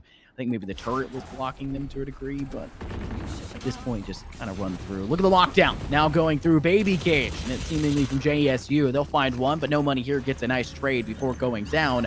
So with the 4-on-3, and they'll gain full control over the site because of the Baby Cage going for that lockdown. But a nice shock dart over the top finds 2, and C. Tanini has opened this round right back up. The information is paramount to their success, and Vocula utilizes it perfectly. Dan Toaster will spray one down, but Guppy on the kill, and UNA looks spicy on the map of Ascent. And only 2 players still alive there towards the end, but that doesn't even matter. You found yourself around, you invested in Ultimate, sure, but you still have one on the board for your Cyber on that Brimstone. Everything looking good for him thus far. I mean, sure, we can't go crazy because we didn't see a buy out of JSU that time, so they're not really going to have too much to be dishing out, but this is another round where they should be buying out, where they should be really standing themselves apart from the rest of the competition and really showing that they have something to provide here on Ascent. So now it's going to look like they've tried A enough times, almost every single round thus far, besides that one where they found near success on the B. I think they look to duplicate that again. They look to go ahead and make that play, especially with these rifles. Say maybe if we even things out, maybe if we find a little bit more kills, a little bit more influence, knowing that KJ is probably going to be set up there, maybe we can see that shock dart you mentioned earlier. Go ahead and clear out that utility. Maybe we could sit there and see some kind of a push towards the middle of the map, but you already see that all SPH is going to be set up for it. Battle of kind of the util dump in the early stages. Both clouds going out now for Omen is they're just trying to deny sight lines towards Cubby, towards Tree, towards bottom market. I mean, it's a game of back and forth, and I think for right now, JSU have kind of realized that this tug of war that they're trying to play with has not been on their side and trying to constantly gain the first pick. But if they just continue to stack up like they've been doing, then let C. Tanini find these shock darts, then it's not going to matter. But notice, 2 kills already garnered for JSU. Rogue will be the player who finds the second. Unfortunately for that, short-lived as Sophia gets the refrag back. And we also saw that the orbital strike got employed. Doesn't really find much success itself either, and no money here will fall right behind it. This kill gained by Dan Toaster. Looks like B site, the entry point available. They're trying to play quite aggressively. Korn on the long con through mid finds the kill. And you'll be able to see Sophia dropped 1-on-4. JSU look like they may take their first round here. Yeah, most definitely will, especially considering C. Tanini with that operator in hand. No way the guy is going to push out. He's not going to fight this 4v1. I know the guy personally. He's not going to be that overzealous. Problem is, he's got Dan Toaster there on the flank, and he's going to give it up anyway. So it seems like they're going to be pick up that gun as well, sit there to get a little bit more aggression, get some more one-shot kills, especially looking at how Rogue played with it prior. I think with the guy running Jet again, yeah, give that rifle over. You see Rogue already running the operator, being handed on to him to see whether or not we can see that same kind of aggression. Maybe a little bit of a counterplay here than the likes of JSU, knowing that even then, UNA with so many rounds back to back to back, you still died a lot of those times. You didn't get too many rounds where you got yourself an opportunity to save. So still kind of in the gutters right now, but you at least get 2 rifles while your econ still looks fairly even. Recon Bolt ready over the top. Panda Bolt will send it across the wall in mid to connect over towards Pizza, and it actually sits right well in Cubby. Could have caught the player and mark it off guard, but it looks like no money will only rotate a little bit afterwards. Rogue misses that shot? Are you kidding? I did not see that coming. Wow. Unfortunate. Second shot misses. All right, bro. Drop the op for somebody else. That's the sign. When you miss 2 shots, just hand it over. It's no longer your map to go forward. But still, the first pick has gained over to JSU, which gives them a semblance of an advantage. But look at the force we're seeing from UNA. They have Spectre, SMGs. It looks like they're non-committal in that regard, but still, from the shadows employed. Cut away. Stop employing it. And Bakula with an SMG to 1. Rogue's only person really there to pick next, and they have an operator. This is not a great decision. Quite dangerous, but it will work out as they get the shot through the wall. But Tanini finds Dan Toaster in the same exact second. And you're standing in the fragment. Please move. Rogue's having a rough time this round. I can tell you what. Even though it's been found to kill, so you go ahead and you create that counteraction. You sit there and put some pressure onto the map for your team. Where is it going to translate? Well, everybody else is going ahead, surrounding the likes of B-site like a pack of wolves, find themselves at spike plant as well. Last player, CMC Tanini with that gun in hand. One of the other players to have a rifle in the top frag thus far in terms of this map. But you got Rogue setting up towards the flank, making sure to read any kind of possible avenues. That's going to be JSU, 3 players alive for their second round onto the board. So this is looking like an even exchange, a much more closer game overall, with that operator still being in the hands of JSU and more specifically Rogue. Whether or not you've given these guys these warm-up shots now, let them go ahead and get themselves onto the board, let themselves get onto the map. I feel like things are going to get a lot more sketchy, especially looking at UNA not having barely any money to make a buy. This is going to be a guaranteed third here for JSU, I'm betting. Let's talk about the standout players for map 1. Cornflake Killer was definitely the go-to player whatsoever in the first half on the map of Bind. She just carried their way through, but only 3 kills this time. And I get it, you're playing the Killjoy, but we've also seen Cornflake be too aggressive on the Killjoy. It's just, you don't have the kit to facilitate the aggression that you brought on map 1. Take the slowdown, stuff that pace, try to play accordingly. And Sophia tries to play with the Blade Storm in mid, works the top mid, and falls apart. See Tanini, how do you get away with that kill? Yeah, that's... and another one set up in stone. Only Panda finally getting a refrag back. And for a rifle buy round where there was nothing in the hands of UNA, they have climbed their way back. Tanini on the prowl through attacker spawn. And JSU are hemorrhaging. The wound will not stop bleeding, and it is going forward, only losing 1 in a thrifty round win. And I'm sure in that same regard, you got CTND saying, I will take that operator back, and thank you, sir. You know, have yourself a nice day. Don't let the door hit you on the way out, because already now, going ahead, coming out with a thrifty like that, you turn around the entire game. Sure, we don't see JSU have themselves too bad of a time, because when that one round they did win on almost flawless fashion, they had 3 players alive. That gave them a huge opportunity to not really invest too much money in the next one. Give themselves somewhat of a safety net, which we now see coming into effect. Even Rogue could buy to some extent, like a Bulldog or a Guardian, but still saying, I have a Blade Storm. I can probably at least finesse 1 and I've done my job, but a Marshall will back me up anyway. So everybody else looking for a setup, looking to make a play here in the middle of the map, or at least to bring some aggression towards the A site. Now with 2 players and possibly a third coming up with CTNE, looking for the prowl with a Hunter's Fury coming out on the attacking side, I want to see what kind of information can be garnered here. Cornflake working from behind a smoke makes this quite difficult, but if they could find the opening pick once again, then we could start to see them trying to make the recovery, but it's going to go the other direction. No money here finds it. This is why Brimstone's so strong in recent memory. The attempt for the Molly allows for a great denial. Like you said, it lasts so long, and a Brimstone stim also just sets them up so successfully. A decisive kill in mid. Dan Toaster fragging out 1 and actually removes Tanini. Why are you that aggressive in mid again, Tanini? Why are you pushing? You have 4 rifles. Just play the defense like you should. But thankfully, Guppy will pick up the pace, finds an operator shot from Market, and it rings true. Taking off 1 more, and it's a 3v4 heading now to the side where they have to kind of dedicate themselves to actually get the plant down, and they have to go through a lot as there's still a player of Guppy and Market, and there's still Vocula holding on to B site. Yeah, and Vocula just anchoring that 24/7. I mean, you really can't blame her as an old KJ player. You make sure to play around your utility. You just place it down. You just work off of it. Even then, those nano swarms stay close enough to really proc them. But we're talking about proc. You see the headshot proc there. I like the Rogue already grabbing that kill. The shutdown coming through on that B site, looking to go ahead and buy a little bit more time with only 10 seconds remaining. You're praying with this little bit of a hold you got towards the middle of the map. I mean, you had the pressure down. No money here setting up that cross that there is no way that we see JSU pulling out this round. Very, very slow out of them. Could never really make the decision. Almost could have found themselves falling a little bit short and also dying instantaneously. And no money here. Getting aggressive in the end, still finding himself dead. So that's going to be a little bit more money invested. But you've won the round in exchange. You guaranteed an even half. Now sitting at 6-2. It's just whether or not you can go ahead and capitalize on that. Because this is your map pick, so we're expecting a little bit more.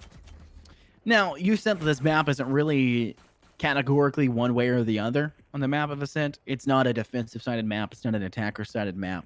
It's really a team-sided map. If your team Yeah. is really good on the attack, then you probably can take the attacking half. If your team's really good on the defense, then you could probably take the defensive half. This map, I would argue, can be defensive favorited just because being on the defense gives a natural advantage, being able to turtle up on a site and play your own pace. And when we talk about playing your own pace, let's talk about that first half on the defense there for the side of JSU. They're a team that does a really good job of keeping other teams at bay. They kept UNA in a terrible position. They left them uncomfortable the entire time. And I think there's a good chance they could surmount that recovery in the second half, but the problem still lies in the fact they have to make it to the second half without completely blowing away the rest of this game. So they need to climb back. They need to start finding these attacking round wins because they are struggling. And if they cannot make the recovery, then they'll have no wiggle room in the second half to make mistakes. Yeah, and even then, already kind of repeating history, find themselves sitting in kind of a hole towards this A main area, not really looking to make any kind of aggression towards side, just holding for flanks, making sure nobody can really get these pushes down. And with the smoke coming through, you already get the intel, you find the first frag. So, I mean, SPH being the better jet, at least for this round alone, able to find that first one, make sure to go ahead and create a stall again. Now, are we going to see JSU back up and say, look, we still have to push, we still have to find ourselves onto a site, or are they going to rotate? Well, it comes down to somewhat of a split. You got yourself you got 3 players left now, just kind of around the map. You got 2 towards that flank, and then you got 2 towards the middle and towards that A side. So a very, very slow push, and knowing that only allocating 2 players to Vocula, who has essentially 2 right there in market and on catwalk, you can still find the game. But Panda Boat, making sure to make some plays there in the middle of the map, 12 seconds off on the clock, you have to get this plan down instantaneously. With that no swarm, it's just not going to happen. Yeah, there's just no way to get that down at this point. It's going to be another round win for UNA, guaranteed. Now it's just a battle of trying to remove some of the weapons out of UNA's hands. And Dan Toaster does that quite well. Finds 2.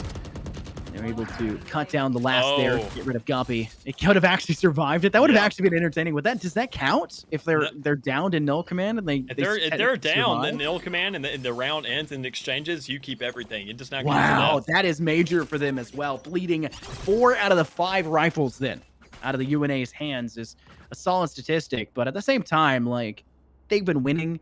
They're on 3 rounds in a row. They have the money. But if you can win this round, they'll be down for maybe 2 rounds in a row. They may be trying to thrifty you again. But let's note how the last thrifty round went, Dallas. Yeah, I don't think they're gonna allow that to happen again. But come on, UNA looked really fun in that round. They did really good. Yeah. Most definitely did, but I don't know, in a completely different map where you really sit there and start to look for something on the board right now.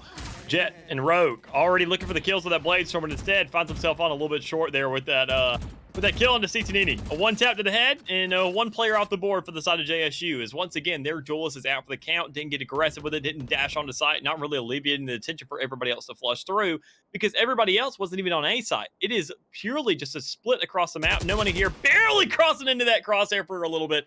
But eventually, Cornflake Killer does find the sleigh there. So, I mean, push it onto the A site, creating somewhat of a Trojan horse on this side of the map. It's going to be this guiding light and the smoke from the Omen. You sit there, if you're UNA, you're trying to figure out what the game plan is. I think right now the game plan for UNA is to find the game plan. Let's harp on something. You and I last cast, we talked a lot about how the games kind of can be back and forth. It is a game of attrition in a lot of ways. If you adapt on the attack, then the defense has to adapt to your adaptation. It's taking turns to adapt. And right now, UNA's done a great job on the defense that it's up to JSU. It's in their lap to adapt. And we saw them adapt. We saw them pick up 2 rounds in a row. And then UNA immediately clapped back and they changed up that strategy. And it's now kept them at bay even more. Right now, I think UNA can just continue to play like they have been and then adapt according to the nature of which JSU is bringing to the table. Right now, that nature has been fairly quick rotates off the back of Dan Toaster, using that from the shadows to go over to the opposing side of A and get a plant down quite safely. But the problem still remains that now they have to play the post plant, and while there is a solid post plant from UNA, and we've seen that time in and time out, they have to actually find the kills, and Sophia will do that from door. Nice operator shot to Dan Toaster, who was just hiding in the middle of the site, not sure why. Panda Boat from beneath in hell will send one thereafter. They'll find 2. Thraxton from Arches back in A main finds themselves another, and we'll finally see JSU pick up another round, but this one may just be the only one they get. They lost quite a bit. Look at the eco for them still. I mean, they'll still have an operator to work with, but not much cash elsewhere across. They need to start stringing more rounds in a row. The loser's bonus only goes so far, Dallas. Yeah, and even then, what I'm kind of more proud of there out of JSU is seeing that they're not really too scared in the post-plant scenario. You see a lot of teams playing extremely passive, looking to go ahead and just wait for that timer to tick down, waiting for that spike plant, waiting for that audible to go off to say, now I can peek. You see right there, just even exchanges saying, I am on contact, swing on my contact, then right there, instantaneously, you got Mundar coming out fighting a 2K. Just making sure to clean out the site for the rest of the team. Sure, you possibly may find some casualties in the meantime, but you still win the round, and that's all that matters. So once again, a double down towards the A site. You can already see the TP coming through. Dantos able to find one, going ahead and making the lead towards the side of JSU with absolutely no weapons on UNA's disposal. But they do have a Hunter's Fury to look to go ahead and be deployed, but it's not really going to find too much as C10Indy's finding nothing but some damage. But Guppy finally finds a legitimate kill with Vocula. And, you know, when you're fighting a match that you don't have the right guns for, it's just a matter of playing the up close and personal ones. We're seeing that right now. Guppy getting an early frag, now looking for more. Crack around the corner. Why is Rogue Ego swinging that with an operator? Why is Rogue your frontline player there with no guiding light behind it? You have not sent the Tasmanian Tiger. JSU are struggling, and there's a lot of obvious reasons for why that is the case. But Thraxon, last player left standing, sends the Seekers and knows where the last player is. C10 barely missing with the operator shot ringing through Raptors. Now Thraxon has to go for the plant, and it's an easy shot for C10. How many times can this happen? JSU, you are allowing it. There is no excuse at this point for it. Yeah, that's a problem, man. There was no confidence to get that plant down. You can even see everybody going ahead and being like, look, there it is, Caleb. There it is, C10. Go ahead and grab those picks. I mean, another thrifty out for the side of UNA. I mean, and the fact that they're even clutching these out, this is the second one we've seen in this game alone, or in this map. They are looking outstanding on the defense. They have a setup, and you're trying to go ahead and question now, is that more of a lack and more of a punishment on JSU for not really being as aggressive as they need to be? Or is that more of just UNA actually holding things down? I think if it's more of a lackluster approach from JSU, we have not seen aggression. We have not seen Rogue enter onto these sites. And that's a huge problem when you get the operator in hand on the attacking side. You're not playing your role at that point, and you are the only duelist on your team. When you're playing towards back, playing towards arches, who the heck is going to fill those shoes? It's going to take you forever, and sometimes you may not even find the plan on top of it. It's such a problem right now for them. They have to recover, but Panda Boat using a Hunter's Fury, one of the best ultimates in the game, mind you, with no information behind it. None. It's just not what you want to see, but they'll thankfully find a first pick, maybe alleviating some of my rage, as we'll call it, for them kind of struggling at this point. But I guess it is use it or lose it at this point, but getting first pick sets them up to maybe try to make the recovery. We could see the baby cage go down on that B side. I think that's what we will see. Rogue will apply pressure through tree over towards A site, and that puts a lot of ideas in the head there to the side of UNA on the defense that maybe they will go for the rotate, but the playthrough market is doomed to come through, and Guppy will pay the price with Rogue in a very good position. They flank out. That's finally JSU comboing and actually having a pincer in a position that their utility sets up. They created the space and not waited for it, and Dan sprays down two, and one fell swipe is able to give themselves the 3K and leave no money here to being the lonesome player left standing here in the 1-on-5. Well, no 9-3. That's what I'm saying right now, but it will be an 8-4 half. JSU are down. Have to recover 4 whole rounds, and UNA did a great job in the first half here in Ascent. They most definitely did. I mean, and going ahead and taking a note off that last round and looking at JSU, I mean, once you see that they have the composition, when they put everything together and really work off of each other, find that utility placement, watch the flank while still utilizing everything they have to get themselves onto the site, and everybody playing their role with that, you know, Rogue entering, the rest of the team playing off his back, having the correct smokes, they get themselves a flawless. Crazy how you sit there and you win around when you play Valorant as intended. It's almost like the developers were looking to create a game that worked like this. And I mean, it worked. And that's the crazy thing about it. But it took the entire half to get there. It was the last round. You find a flawless anywhere in that half, at any other stage, any other round, you secure yourself at least 2 more rounds there. I mean, guaranteed, purely just off economy alone. But how it stood out to wait for that very last round to really adapt around the situation, as you mentioned prior, and really make those adjustments, we had to see that sooner. And now being on the defense, where we sit there and seen the lead go into thus far, is JSU going to repeat history and find themselves another 8-4 and go possibly into an overtime? Well, it all starts with the first kill, which Dan Toaster grabs, and you can also see the backup and the heels coming out from the sky. It's just now with JSU on the defense, it just seems like they need to repeat first map or lose, right? That's what it has to be. But notice plant's already down for UNA. Vocula does find a kill onto their KJ counterpart, but with a shock dart replicating what Ciantinini brought to the table. And speaking of Ciantinini, Rogue with the Sheriff able to find one, make it another. Headshot kill. Guppy is swimming with the fishes. That's seemingly the case. Sophia will be the last to fall. This Dan toasted with the Ghost, and you will see JSU find the pistol round. I think this map is more defensive favorited for teams like this in the way that we're seeing it here, Dallas, because the current meta really rewards the hold W and run onto site play. Yep. And we're not seeing either team do it. Nope. Not at all. So it is going to fall for the defense on the recovery to either deny it and remove space or create space, or for the post plant. And we've seen that before. That's why UNA is ahead. I have to say that as why, because I think that with the way these two teams play, defense will be their better halves. And I gotta say, even playing with Squib, playing with Matt, you know, their coach of the team, I'm surprised he hasn't sit there and incentivized his players to really start playing a little bit more aggressive, getting into the fray, because that is the one man who has a jet with nothing but a knife in hand will dash onto his side. You will sit there and scream at him, like live it out of your mind for it, but he'll at least find a kill in the process. And you have to create the space. You have to work with that. But already, the likes of JSU creating that space, making it work on site. Sure, it's a 4, so we can't freak out because it's an eco for all UNA. So now, as you do find at least 1 kill, now make it 2 as Vocula goes ahead and grabs that double. 3 players still alive. A quick, swift one to go ahead and find yourself a 3rd onto the board here. This is where UNA has to find the answer and really show us what their attacking side is made of. Whether or not they're going to push onto the side. Whether or not they're going to look for that information to back it up. Because you got to think, a player's going to turn around to take care of a recon dart. A player's going to turn around or go ahead and alleviate the attention somewhere else to take care of a drone. You have to make sure that the information that you are getting isn't only the information. It doesn't matter whether or not you see the player or don't see the player. It's the fact that they're not looking at you for a second. And that 1 second alone, we sit there and have players spending thousands of dollars on monitors that give you like a 3 extra refresh rate. Utilize that, find a kill, and get yourself on the site for it. I feel called out, man. I do. I feel so called out. I have 3 monitors and 2 of them are 165 hertz. I have 2 of them are 144. I feel it. Yeah, I'm stressing. You calling yourself out on that one as well. Look at, wow, a lockdown is already available in round 2 of this half.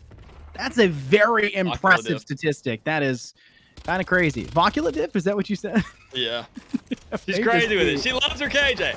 Yeah, seemingly the case, but you see the site will gain control now for UNA. Sophia will be able to find themselves a frag back in return, but you also see JSU manage to take one of their own. They've also picked up the Vandal. Rogue has it in hand. Now doesn't, as it's dropped to the floorboard. Market play denied. There's no money here using that stim, and that's why it's so valuable. Notice how long it goes. Why does it go so long, Valorant? Riot, please.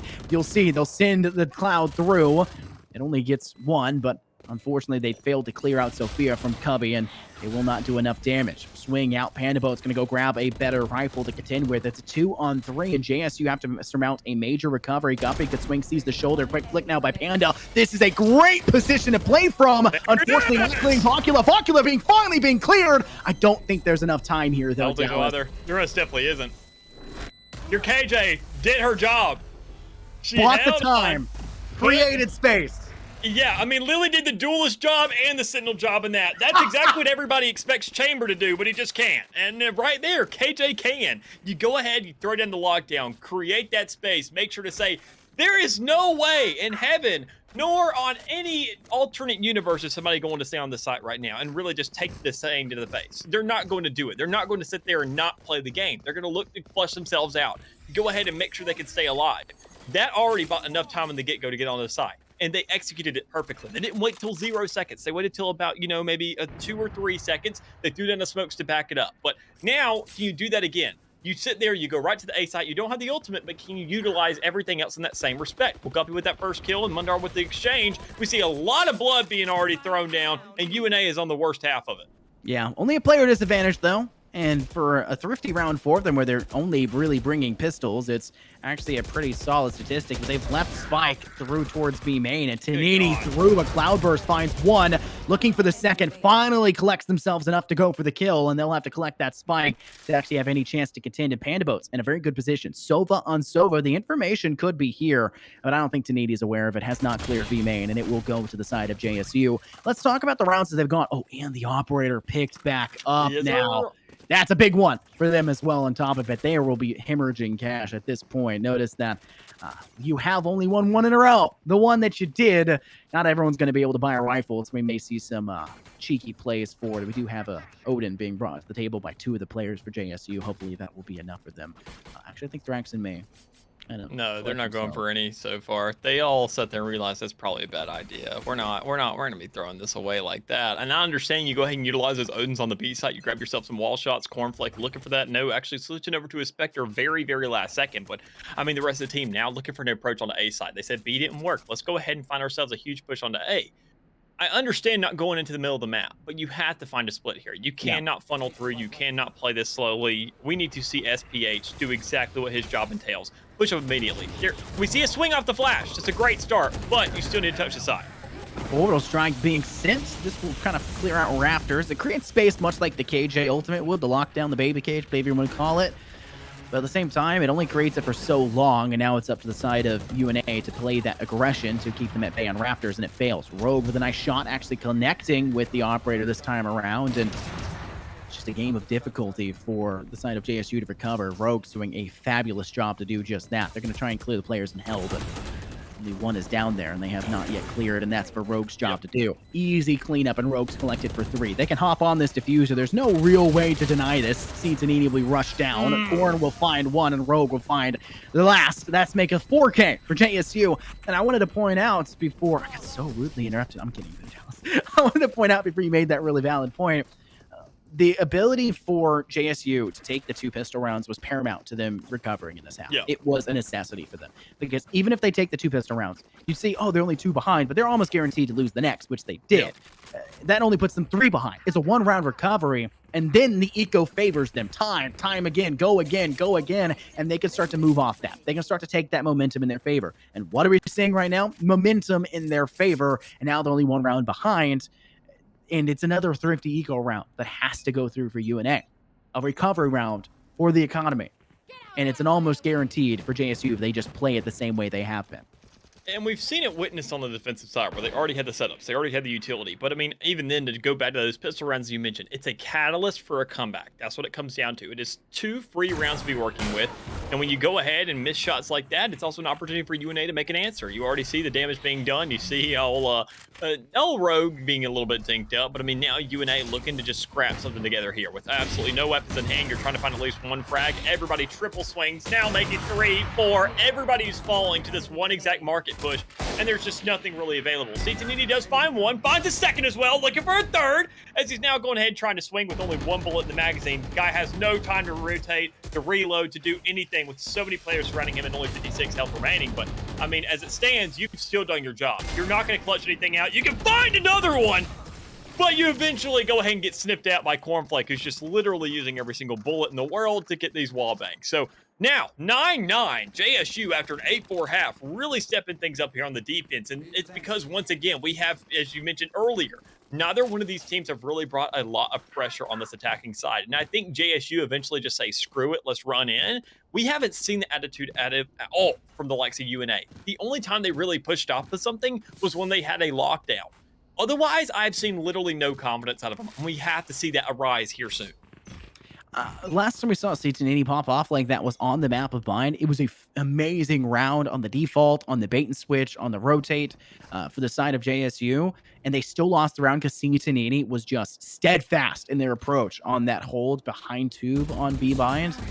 We see that essentially there again. Knows when to peek, knows when to swing, finds the shots, and just essentially sets themselves up for success where there really wouldn't have been any other opportunity for it. But notice, another kill garnered. It's Dan Toaster. They'll actually choose to full step away, using from the shadows successfully. That's what it's for, and they'll at least guarantee that they will get themselves an opportunity to recover in the round. You'll see the Seekers also being employed. C1080's on the long con play, though, but while this is going down, his entire team is being removed from the fight. Only No Money here is the only one left on side, and it doesn't look like it will be for long. 2 players swinging will deny that. C1080, the only player left, could deny this one. Look, ultimate on the board. Hunter's Fury is available, and you'll see that go through, but notice the player's already been spotted, and Dan Toaster will deal with it. Can stick the diffuser. Vanderboat has no problem. Thankfully, that's what teammates are for, and you'll actually see JSU go up around.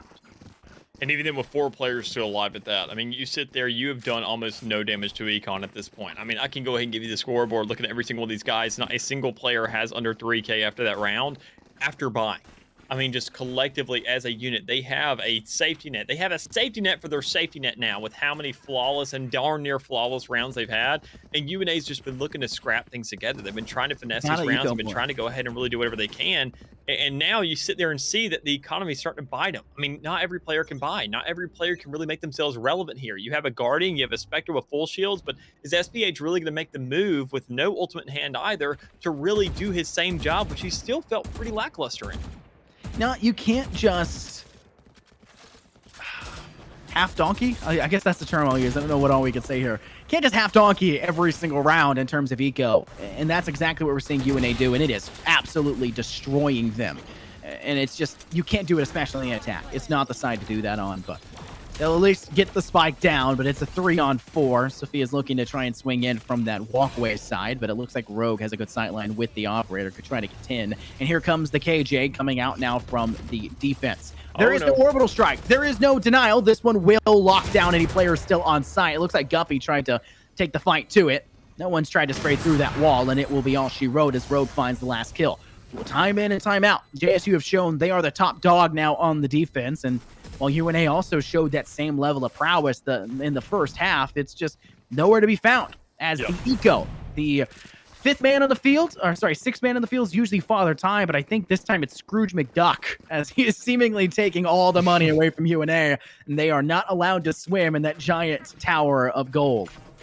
It's Robin Hood. He's putting it somewhere else where he's trying to go ahead and make sure that the people that deserve it really need it. And apparently UNA, if they were a little bit more aggressive, they deserve it, and he'd go ahead and favor them a little bit more. But I mean, just going ahead now on the last round before this match point, they're deciding to save for last, and I understand that. But even then, it's still somewhat of a split. Guppy has that Spectre, and they're trying to play for this right now. They're still trying to create some life for this last round. But when you see all the half shields, they're playing for 11, and it's just not going to work. They are saying this is our nail in the coffin, or this is where we can go ahead and sprout a possible comeback. But there are too many variables with already one of their players being down.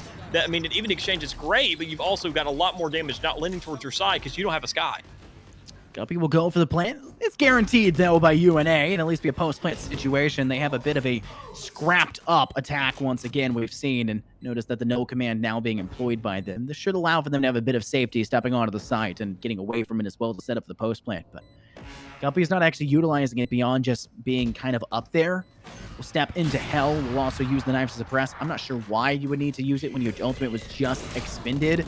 Just buying time isn't going to guarantee you much, but no money here will guarantee you at least something. Gets themselves a kill in return. Can spray from behind the box. Sophia's down to 4 HP. Not much more to work with, and no money here is really carrying them through this round as they collect for a second. I don't think JSU have a chance in this one. I think they're aware of that as well. Just bleed some of the extra rifles out of their hands, pick something up. That's the operator now going in Thrax's hands and take a step back. And guess what for UNA? You've now lost 2 more. Though you find a round win, only 1 player survives. That is not a great way to win a round, especially when you're already struggling in the eco.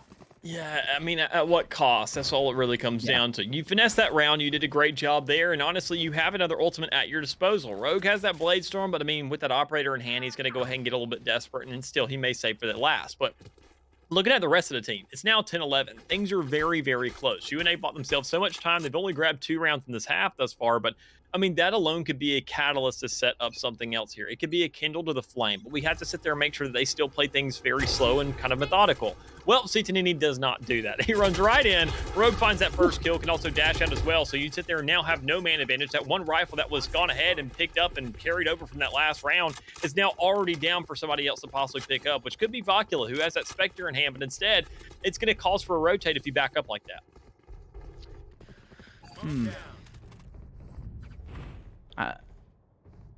I like that UNA is being more slow, Dallas.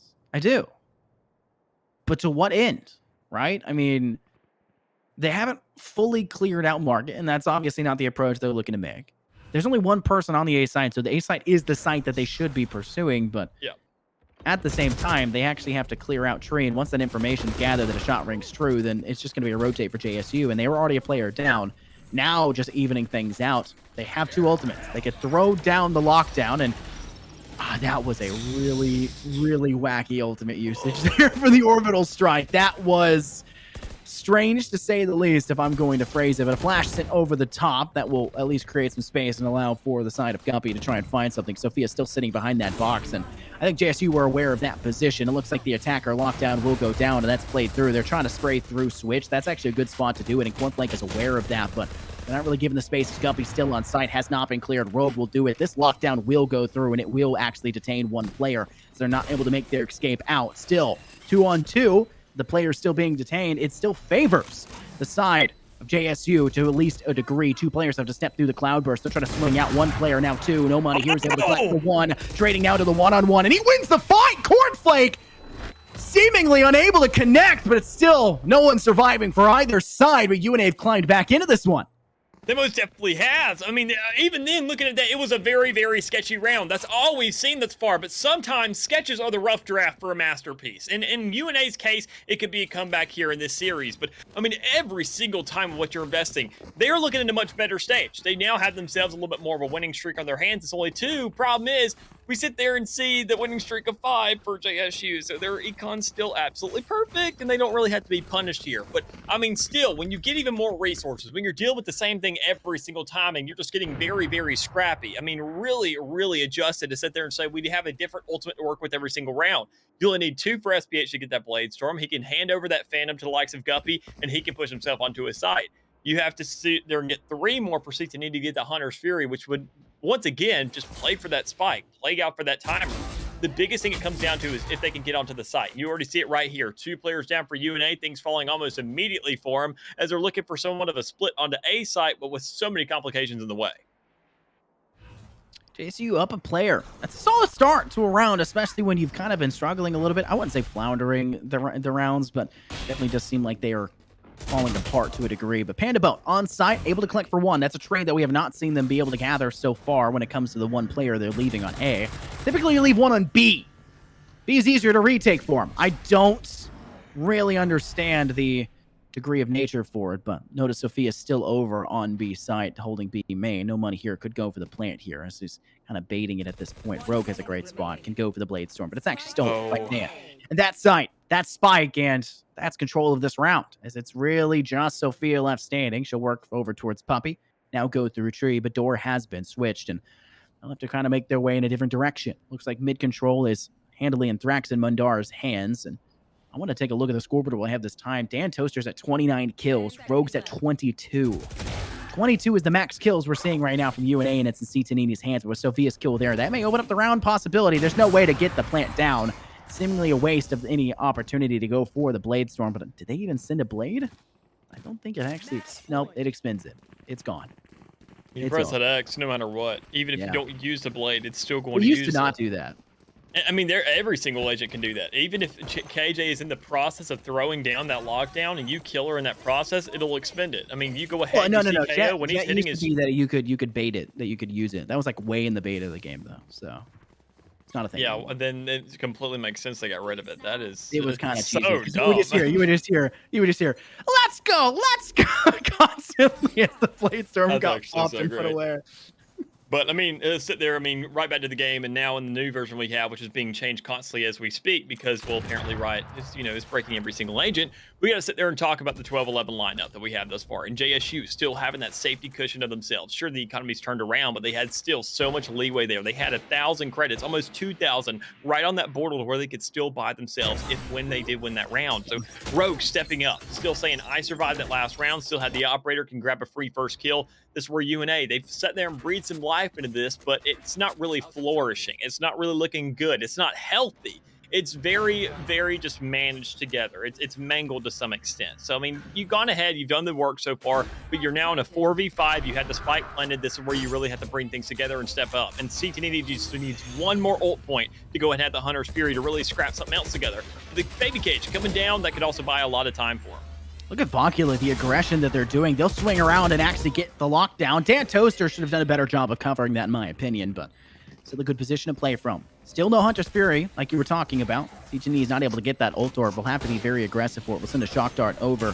1 HP in a dream. Does not seem to matter. SPH will get the kill instead. Pandabot swings out to Tanini. Shots ringing through, but it does not matter. Dan Toaster gets half the defuse. It's a 2-on-2. Coverage by Rogue. He'll find one. Looking for a second. Dan can just stick this. There's really no chance. Wow, Sophia may have just saved this one. The shorty's out. It's over. Wow, UNA on a major recovery. And somehow JSU let that happen.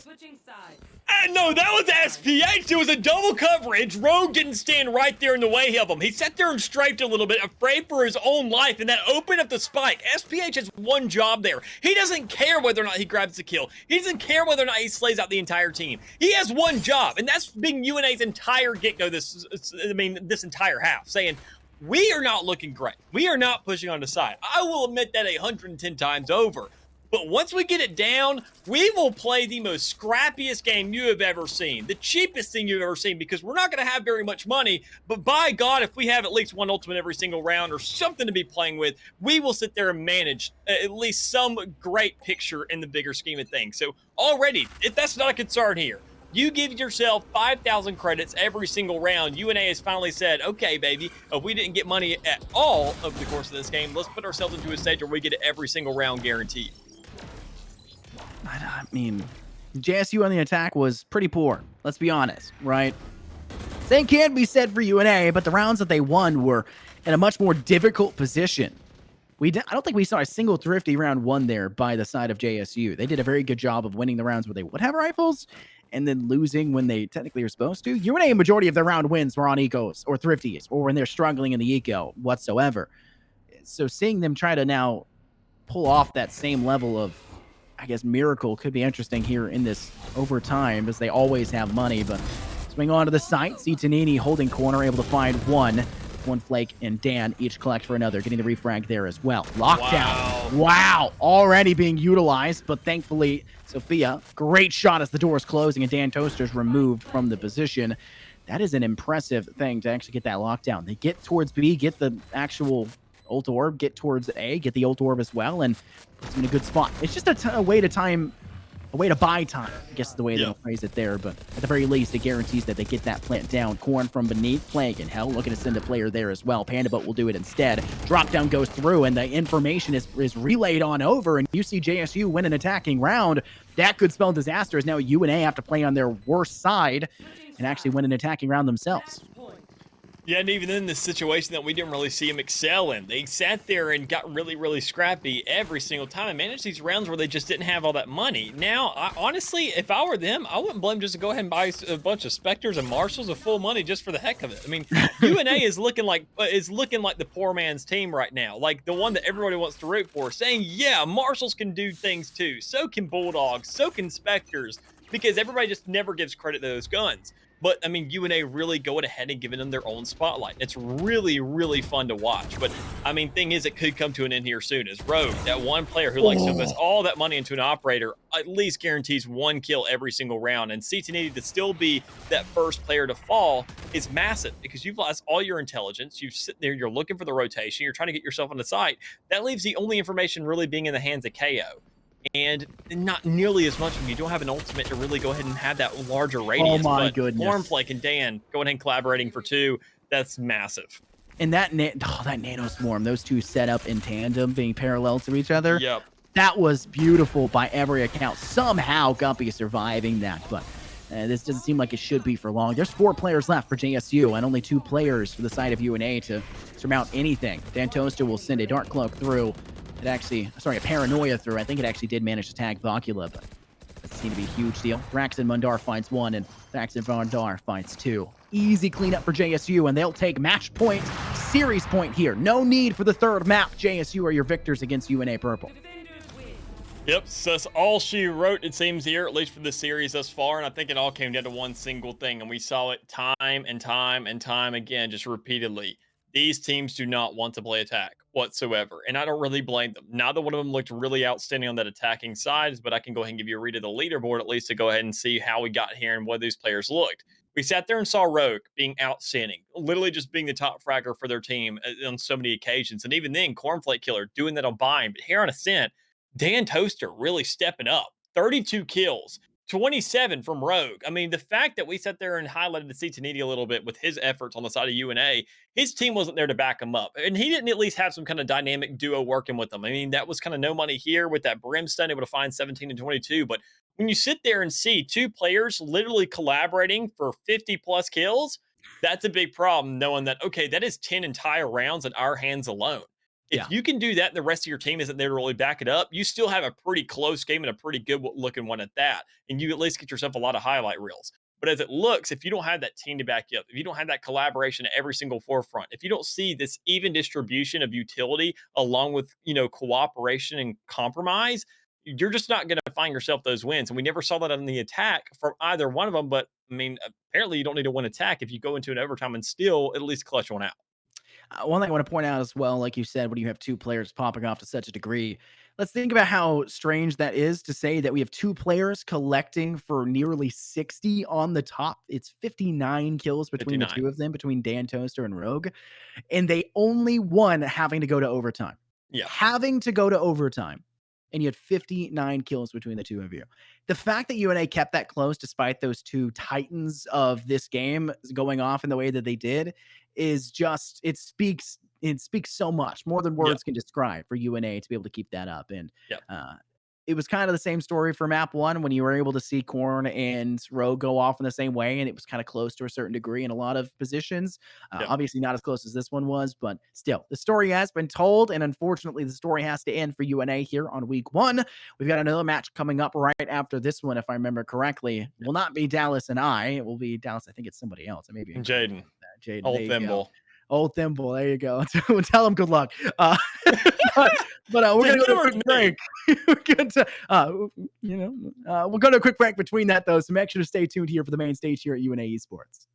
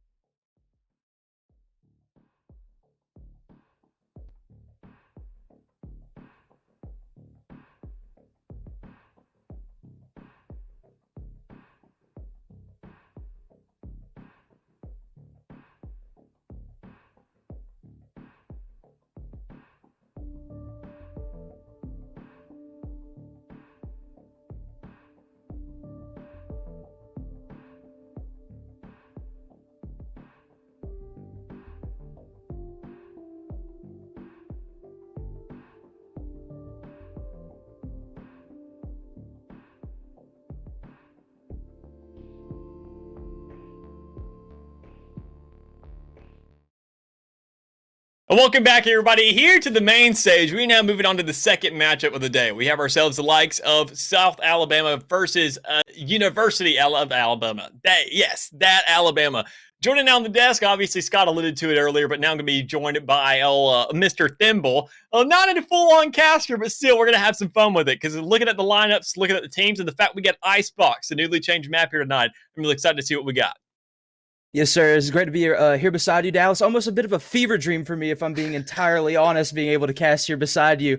Never thought this would happen, but hey, we are here today casting for the second game today on Valorant. Going into these agent picks, already. Automatic picks coming in through. We're looking over here for the side of UA. We see a little bit of a interesting pick here. We see the Omen pick. We see the KO pick. A lot of different utility, going in for the side of UA. Yeah, I mean, a lot of utility for the side of UA. And I mean, already a lot of intel based off of this as well. You can already see that they're putting a lot of influence on getting themselves that information, looking to go ahead and get themselves kind of the same thing that UNA was running earlier, is running that double intel. I mean, you go ahead, you get the double initiator. Sometimes it fills in with that Sky, you fill them with that KO. But Sova on Ascent is always going to be a necessity. For the longest time, it was because of the fact that he was running that whole lineup where you go ahead, you can wallbang with an Odin or with an Ares there on round 2, right on that B site. But I mean, I feel like on the attacking, he's also a necessity. But also, the rest of what University of Alabama has, they're not a legitimate Sentinel. They're running the chamber this time around. So a lot of gunfights, a lot of pressure coming on from them. I'm sure they're going to be extremely strong on this attacking side. Problem is they start on defense. So it all starts here on this first round and what exactly they can do with this against the likes of USA, who has an absolutely extremely aggressive lineup. Yes, 100%. Very aggressive indeed, as they all five push straight in through mid, kind of going straight up straight up into the B site or A site, all five pushing in, having full site control, not really able to the side of UA, not having any ground, but they do get the first pick there, but gets traded out as Quanta gets the pick on a Toasty and Biscuit gets one on the side. Yeah, so already a pretty good start here from USA. Already going ahead, picking off a couple of members, making it now an even exchange with a 3v3 here on the site with a spike down as well. So they definitely had themselves the blackmail to be working with, the leniency, and the kind of safety net there to just go ahead and play around an objective. But, I mean, you already see content looking to push on the site, trying to find a kill with this Ghost in hand. And as we do see Mando going for a jump shot, we see the likes of Quanta trying to come around on the edge, trying to go ahead and make sure to get on the site quickly enough. But that spike, it's going to be planted, it's going to be stuck, and it's going to go ahead and find itself a defuse. So that's going to be UA, find themselves a first round off the back of that defuse. You just got to be there, Chief. That's all it comes down to. If you're going to go ahead and you're going to be playing with your squad, it's pistol round. You're not going to go for fine flanks. You're not going to go and do anything crazy. You're not going to find a Vandal just scoured across the map like an Easter egg. You need to be there with your squad, and you need to make the plays. Yeah, 100%. And I mean, I think USA did have a good mindset going into that. All five of them pushing straight up into that ace site, and UA was just able to take have that retake, get the picks that they needed. USA were able to get some of the picks off that they needed, having it even for a time, but in the end, UA was able to come out with a clear victory in the round. And once again, I mean, off the back of that round alone, you can already see USA just looking to double down. Do the exact same thing they did last time. Say, let's go ahead, let's push up all the way through Catwalk. We don't have too much really lined up here. And Sai going to be the unfortunate first player to be going up against the full force of this team. Just with these Spectres in hand, with these Classics in hand now, they have a lot more potential to be making these plays, but still with no armor, you're still completely vulnerable to the likes of a Marshall that can just one-shot every single one of you. Zen does grab that second one now in the round, looking to go ahead and pick off that turret to give off that intel for the rest of his team. And here comes the entire tide, looking to push on the site, looking for this exchange, looking to get themselves that defuse. And with, honestly, the only player on the back, Quanta, once again, just a wandering member, a little bit late to the party there. Yeah, no, definitely had no idea exactly where he was going, playing a little bit off-site. That's kind of how it was in the beginning of that first round as well, kind of playing off-site. But I do think, I think USA has the great mind, but I think that UA right now, they just realized that, hey, they're all five pushing these points one by one. Allow them to get the point, allow them to feel comfortable, get in that sense of like, hey, you know, we've got this, we're fine, we've got the bomb down super fast. All we have to play is defense on the bomb. But UA is just there for the counter push. They're able to get in, they're able to get the picks they need, and that right now they're up 2-0. Would you say that round could, I don't know how to put it in words, but would have been a gun diff? I mean, I wouldn't entirely be sure. I mean, but looking at this, we do see the Jet is going to be sitting there getting 2 right there. Zen right there getting 2, but getting traded out by Mando. That's a really good 2-piece right there coming out from Zen, as it almost completely halts the push, excuse me, from USA as they back out, and they look like they're going to have to regroup. Yeah, I mean, sure, we don't really know about the last round in the gun diff, but we definitely know it's a Jet diff here so far. Zen already grabbing a huge double kill right there, opening up the entire rounds. They're saying if you want to go ahead and push B, you're going to have yourself a pretty big problem to go up against. I mean, going ahead, grabbing a double with that Spectre, even then, managing one in that scenario with everybody swinging out at the same time is already pretty impressive in its own respect, but when you get the double down, when you get yourself a second, both duelists now off the field, it comes down to the rest of the team. One initiator, a sentinel, and a controller, which one of these controllers really just, you know, kind of being publicly executed here recently. It's surprising enough to see what exactly USA is managing as a kind of a little bit of an answer, but regardless, knowing that how many players stand right now or how many players are going to have rifles in the next round. So if you're UA and you lose this one, it doesn't matter. You just want to find at least one more kill. But you see this though, UA now only having 2 people. They're down 2 men right now. Never mind, they're getting the making it even to a 2-2. But both players for UA, they know that they're top heaven. One dropping down, getting the pick onto the bomb. They know where the last one is. They're just gonna try to probably stick this plant. Maybe, maybe not. No, he gets the Quanta, gets the pick, and he gets the 2, gets the clutch, and that is 1 round going in for this favor of USA. Yeah, Quanta definitely stepping up there. The guy was asleep at the wheel for the past 2 rounds, saying, I'm going to go on a little bit of a field trip of my own. I don't need a permission slip this time around because we're in college now. But, I mean, the rest of the team doing exactly what they needed to do. And really, finally, when he does go ahead and line up and say, look, now, team, I'm playing with y'all. I'm going ahead and doing the same game, and we're all here, and we're all in it together. You can finally manage yourself around. But this is where we see UA finally step up, say, all right, boys. That was a little bit of a playground that we were dishing out earlier. Now, let's give you a real taste of what we got to offer with these rifles in hand across the board, every single one of the members now in even exchange. And we can see that, I mean, already USA does not have the weaponry to match. That Odin already sprang through the wall. You see the recon drone trying to come out. They really kind of counteract that and get that intel. But you've already done some damage. You've already got side towards that market edge, trying to go ahead and hold things out with the Phantom and a smoke up as well. He's eventually going to have to push with it.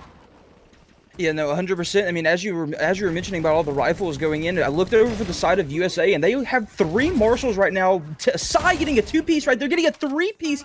Stopping me in the middle of my tracks from what I'm saying. That was an insane play coming out from Sai. But as I was saying, yes, they had no rifles. They had 1 Phantom going in for the side of USA. They were having to eco, having to try to find something that they could do there because they didn't have the money to put into it that round. And in the end, I think that was the reason why UA was able to pull out in the end. You know, that Glitch Pop Odin was in my shop 2 days ago, and looking how hot that thing looks in the game, I'm kind of ticked I didn't buy it. I'm going to be quite honest with you. But, you know, it is what it is. We sit there and dish what we can. We do what we can. And even then, USA trying to do what they can in that round. Still managing to go ahead and get themselves at least 2 players in that process. I mean, it's still good enough. But seeing that UA had themselves still so much to dish out, and they're not really concerned about it. Instead of having that kind of Sova play around that site, once again, as you typically see as a default, you see once again that instead of a little bit of switch up, now having content, looking to get that Hunter's Fury kill, already popping it off the get-go with that and not really able to find the kill, but able to get some damage off. You sit there and see such a huge influence towards the middle of the map. You can sit there and see 3 players in the middle of the map alone because you know that Zen's going to find that first shot because the guy's just built a little bit differently. And Lord in the back as well, looking for some kind of an answer, trying to trade the guy off. But when you isolate yourself so much, when you push up so far and speed, just being the first one into the fray, not really doing the duelist things he's supposed to, you already find yourself at a pretty big disadvantage. So the other duelist that's still alive and well, going to be Lord Rand, already still towards that catwalk as well, trying to have that bomb in hand, figure out what exactly you need to do here. But regardless of which side you go, you're only going with 2 men, and it makes it that much more difficult seeing that UA setup. Yeah, and it looks like USA is kind of in a bit of a pickle. And I was noticing that Sova was over there on the B side, and he looked like he was about to push in, but is trying to second guess himself. Now going in toward mid, we see that 3 people from USA are going to be pushing this A site now, going in through a main. We do see Sova is going to be sitting on top of that heaven, maybe be able to do something with that with the peak, but we'll see when we get there. I kind of like what USA is doing with this round, though. They did it instead of going for the 5 push onto a single site. They kind of split it up a little bit, allowing them to get a little bit more control. Gavin getting a kill right there in the Lord of Rain, but it doesn't matter as Mando gets the trade-off, and Sai also goes down by Biscuit. Yeah, most definitely. I mean, even exchanges across the board so far. Even, I mean, to be expecting a round like this, but I mean, a great answer from USA to go ahead and even out the game thus far. So knowing that this round is going to be pretty crucial, it's going to be a pretty big swing round to see who can go ahead and keep these guns in hand and really get themselves a lead or really start to even things out. It all comes down to the post plant right here. Biscuit already throwing down that alarm bot towards Arches, making sure nobody pushes them. Because in the meantime, you know that those nano swarms are going to be probably stacked on top of that site. But the Hunter's Fury instead coming out first, already going ahead and alleviating some attention. Quanta playing it slow and steady, looking for the picks, looking for some damage, but absolutely nothing to come out. Doesn't matter though, because you still have so much utility stacked up there. You have a player trying to push up, but with that door in the way and with old Zen pushed up as well, makes things really problematic. But a last second kill, a last 3K out of Quanta is not going to matter because you sit there and once again took a little bit too long and you had that spike defuse literally right in front of your face. So the target acquisition there, not really present, but still nonetheless a very good effort in getting a lot of damage done and a lot of cash out of the hands of these UA players. Yes, sir, indeed. And I mean, I was in shock right there. I honestly thought Quanta got the pick right there onto the man on the bomb. I thought that he was almost able to clutch it up there, but he was just nanoseconds away almost from just getting that stop onto the bomb. And without having that one person left there, I didn't know if they had enough time to be able to defuse. But in the end, it doesn't really matter. We see how USA is going to go for a similar push that they've been before. We see 4 over here on the A side, and we see the Astra over there going a little, or B side, excuse me, and Astra leaning a little bit more toward that A side. It looks like that this team is very centric on having the majority of their players pushing onto these single sites and having the man advantage, knowing that the defending team have to split their teams up to cover so much area that they can try to get in and get that manpower. But right now, UA is like a brick wall for them. And as I mentioned, that Psy getting the pick on the top mid on Lorraine, I mean, UA right now is just a brick wall. 4-1 right now. USA might need to try to figure something else out in order to be able to get through that. Yeah, I mean, just kind of as you mentioned, I mean, no kind of pun intended with great content, finding a kill through that brick wall, just spraying it the entirety of this round. But I mean, it's to be expected. You look for the setup. I'm sure they probably looked at the ranks going into this game and say we can just kind of cheese it to some extent, which I mean, you can't sleep on these USA guys. I mean, 5v5, you never know what's going to come out. We see times where there are teams that just really you don't expect what's going to be brought from them, and that alone gives you the element of surprise. But no surprises there. Great content. Grabs a second with a headshot onto Quanta. You sit there, you know that B main is locked down, but you don't see the spike drop. So where is that approach going to come from? You know, there's still players wandering about looking for a play, but it's your controller and your sentinel. So you got to sit there and get yourself some pretty critical kills if you really want yourself an entry to the site. But I mean, if we're talking about entry, you go ahead and see that all the utilities coming out, creating a stall. It's going to be an immediate swing into Zen and Gavin, and that's going to be an easy round here. And a flawless one at that for the likes of UA.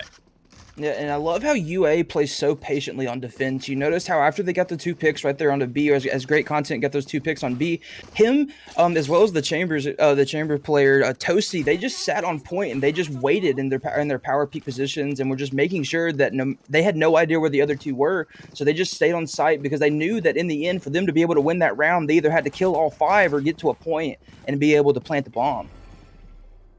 Well, that's what we call in the industry sometimes free real estate. When you know you get yourself a free round and you're just making yourself a home on site, that's really what it translates into. And once again, you're trying to go for that same approach. You already see content getting such a read, sitting there hearing all the calls saying, there's a lot of utility coming my way. There's a lot of players and a lot of shots as well. And Toasty gets ahead and gets that read to backing up. Say, look, they are now inside tent. I found myself a kill. I'm going to make out swiftly. I'm going to find myself another one on top of that. So now 2K for the man. Content just spraying down with Gavin. I mean, everybody is here. The rotation out of Alabama is instantaneously, and it's almost as quick as the entirety of the round. Now, once again, backing up that flawless, this is now a huge game for Alabama to run away with because we sit there and know the answer is going to come out for USA, and they sat there and tried to manage something, but they didn't have themselves a buy. But even then, they still don't have themselves one in this round alone. Trying to work off this losing streak is going to be really, really problematic for them. And it looks like with the one round they managed earlier, just kind of had an entire reset that just set them back oddly enough. So sure, you want to get yourself on the board, but I mean, right now, it's looking like you're not going to find any more as every single player of Alabama is going to have at least 5K in their pockets, and that's 2 entire rounds of fun. Yeah, no, I mean, like you said, I mean, and looking at this, Zen with a 2-piece right at the start of the round. What the world was that? Zen with an amazing 2-piece. We said the Blade Barrage will come out. We'll get the 1 pick on, but Gavin will get the trade onto IM Speed. That's just, what did it say, Blade? I've got to live speechless after that. I wasn't even able to get my thought out before those 2 picks got pulled. Well, that's kind of the whole point. Zen was making that aggression, making those plays before really USA could react. And even then, as casters, we can't react. That means he's definitely doing his job. Before you can even go ahead and get that trigger pull, before you realize what's hitting you, it's already killed 2 of your players. So you can already see the setup. I mean, only 1 player left at the side of USA. Nothing with a Guardian hand, and Gavin's going to grab that kill and a free defuse to back it up. So, I mean, everybody on UA, this is looking pretty detrimental right now for USA, who really wants to get on the real kind of side that they need to really turn things around. Because, I mean, today it's very, very defense-sided for the kind of descent. But, I mean, the way that USA is approaching themselves on the site, it's not looking very lackluster, but it's looking very unprepared. I mean, I like the way they're rushing the site. They're actually touching it, and they're getting the spike down, but we just don't see any preparation post-plant or really any kind of game plan to get themselves there to keep all their members alive. Yeah, no, and then as you mentioned last round too, talking about the economy, it looks like the USA will finally be able to buy rifles, but this is make it or break it for them. All of them sitting with the maximum about 2K gold right now. This is kind of make it or break. They're trying to get this pick. They need to get this round because as it stands right now, once it gets to the halftime, at best case scenario, it'll be a 7-5, and they do not want to be going at a deficit like this. But that's 2 picks right there. Toasty on the flank getting 1 under Lord Rain. We do see that the op will get the pick. Mando will get the pick on the Toasty as well. And great content still with that Odin. That man needs to be stopped. That man needs to be stopped with that Odin. Get the Odin out of that man's hands because he is a menace. Yeah, he needs to change his name to Thor because he's a child of Odin right now. He's just working off that gun, putting in everything here for this entire squad, and it's looking outstanding thus far. I mean, we expected UA to have themselves a pretty good run, but I mean, 8-1 in this half, as quick as it is, and USA still trying to go ahead and scrounge up what they can. I mean, I like the fact that it looks like they're still trying to fight. They're still trying to have some relevancy in this game, and I think this is most definitely possible, but it all comes down to your approach. And problem is, I'm not going to go ahead and say it's like an agent diff or nothing like that, because obviously Omen is a little bit more superior right now in the meta. But I mean, we're not seeing anything out of this Astra. We're not seeing very efficient nebulas. We're not seeing any gravity wells to lock up these kind of aggressive plays for the defense. And even then, there's nothing you can do against the likes of a great content with that Hunter's Fear in hand, just finding the frag, able to find those hit shots. You just got to dodge it. We just didn't see it. And the amount of aggression that great content has with this Odin, he knows that he's able to push. He knows that he's able to get these picks. Sitting here top mid, maybe able to get the pick on the Jet. No, I am Speed will win that 1v1 duel against great content, finally putting that Odin to rest until the next round. As we do see the great content's down 4v4 right now. Very, very patient play right now coming in from both teams. USA is just kind of going back and forth between this mid and this A push, not knowing really what to do. Looks like they're going to commit to the catwalk push, going up into catwalk through mid, and then looks like they're going to be pushing in through A. Might able to be able to do something here. The tried and true, at least here for the side of South Alabama. I mean, this is kind of the 3rd time they've done it. I mean, the other 2 times they've done it, they have found themselves success, at least in planting. But this time around, you got to run to Sai, and you got to run into Gavin. And they both found themselves a kill. Now, even things out into a 2v3, but with the Rays having almost no help, but the showstopper in hand, you're just really relying on the rest of your squad to play for these long angles, find these kills until you hear that plant go down. You know you can make the move, but instead, the execution now moves over to the B site, and Zen is absolutely prepared for it. Found himself 1, not able to go ahead and get the crosshair down, but with 8 seconds left, Gavin is prepared to answer this almost instantaneously because 4 seconds now on the clock. I don't even think he doesn't have time to plant. Yeah, I mean, there goes a night there for Alabama. Yeah, no, he didn't even have enough time to plant, and in the end, he did lose his life. Maybe he should have played his life there a little bit more. I don't know how much space he really had sitting in that back alley area, or even going onto that A site, but he should have known, especially with hearing that Omen pop, that he was definitely going to be somewhere out in the vicinity. 9-1 right now, and in amazing fashion, Alabama just really able to play this defense, showing us just how well that the defensive holds can be on this map. And USA, they're struggling a little bit, you know. I think that they're trying to figure out this right mindset. They just need to stick to something, and they need to commit to it. They're second guessing themselves way too much and backing out and allowing UA to regroup and get in these positions. Lord Rain, that's great right there. They need to push off of this. Lord Rain getting the pick right there onto Zen. 4v5 right now. That's an awesome pick for them as they push in through top mid. Yeah, so now 3 ultimates for the side of old South Alabama, and they had themselves a 5v4 lead when it comes around to manpower. Now make that a 5v3. So, I mean, just an outstanding effort thus far. This could be their other round to be dishing out. And still, a 10-2 isn't horrendous. So long as they flood onto the site, they've already gotten rid of the trademark. They know that Toasty's going to be around somewhere. Thing is, he's not in spawn. I can tell you that much. He's going to be inside B, man. He's going to find 2 kills. The guy's just holding out this entire site by his lonesome and can go ahead and create so much damage to just completely equalize what the side of USA has to offer. And knowing that the rest of his team is here to back up, and Gavin and Sai both being such star players thus far, when you find a third and a fourth is going to go probably for the ace, has to go into the boathouse, has to go ahead and win this 50-50, figure out what side Lord's on. With the own in hand, he goes ahead, finds that kill, a third here for the round. USA, every single kill for both sides almost being contributed by one player alone, but still, UA come out on top because they just had that much more men. Yeah, no, they did. They did it in the end there, but they had a 5v3 lead there in the beginning, and all that could have been stopped if they would have just peeked that B hallway right there, because that's where Gavin was sitting. All 5 of them pushed from the opposite side, and nobody checked where he was, and because of that, he was able to get 2, 3, 4 picks just like that and swap the round over completely in the side of UA's favor. Yeah, and I think, honestly, it's just a lack of what USA is thinking. I think right now you set yourself up for failure, or you set yourself up for success. And I don't think that USA's really set themselves up for failure, but they're not setting it up for success. They're not using their brains enough. They're not really trying to go ahead and use common denominators here and really go ahead and use that process of elimination. When you sit there and see a chamber and you destroy a trademark and you look at his aggression towards B main every single round, you're like, how do we counter this? Well, you go ahead and you get the boom bot thrown out because Speed is just literally finding that kill. Zen just doesn't even flinch off that. So content will be on site, though, as he's been for the majority of these rounds thus far. Able to go ahead and find possibly one, but Lord finds a pick instead. So a free side take here for USA, and a 5v3 now lives out. Yeah, this is exactly what they wanted. They were able to pop the lockdown there from the Killjoy, able to get on Quanta with another, a 5v2 right now, looking really good for USA to finally end this half, to finally be able to get that second round on the board. That just makes sure that they don't have that much of a deficit to come back to once they get back on that defending side. Yeah, so with everything, the return coming through, the retake trying to come out for the side of UA, they have to go ahead with 2 players that have almost flawless health. Toasty has a Torty Force in hand. He's already pinging that corner, looking to say, all right, there may be a player over there yonder, but there's going to be nobody inside that point that he's really pinging. He's going to go ahead, trademark back, realize that there's a little bit too much trouble across the entirety of the site. Fall a little short, as we also see USA not falling as short as we thought here in this half. Now 10-2 for the entirety of it. A massive lead here for UA, and even then, they grab this pistol round, they grab the backup on the Force, and they can find themselves at match point almost immediately. So it could be worse. It could definitely be better for them, but still, nonetheless, they have to dish out what they got. Yeah, no, I 100% agree with you there, Dallas. But I just think that USA, with that momentum that they had from that last round, it's an even playing field now. You don't have a big deficit in economy. You don't have anything that's in the negative for you right now. It's a complete even side. You guys just need to hold forth right here and be able to push through. Like we said, the defensive side, in my opinion, on this map is very not one-sided, but is very prevalent for the defensive side, having so much control over the map. They just need to be able to make sure that they get the picks that they need, and they need to make sure that they're able to hold out in the end.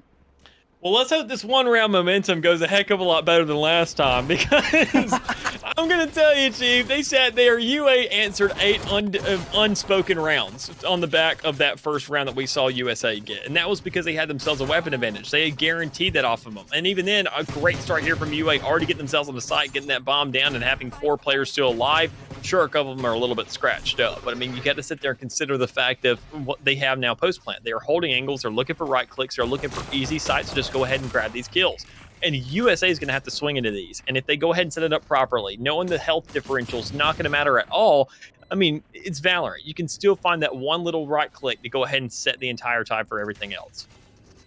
Yeah, no, 100%. But right now, they don't have the best of angles right now. They know that 2 of them are sitting their top heaven. Omen with the peek, getting the pick right there. Toasty getting 1, Sai getting the other. Speed getting 2 right there. But in the end, Toasty's there to get the trade, and that's going to be the round win for UA.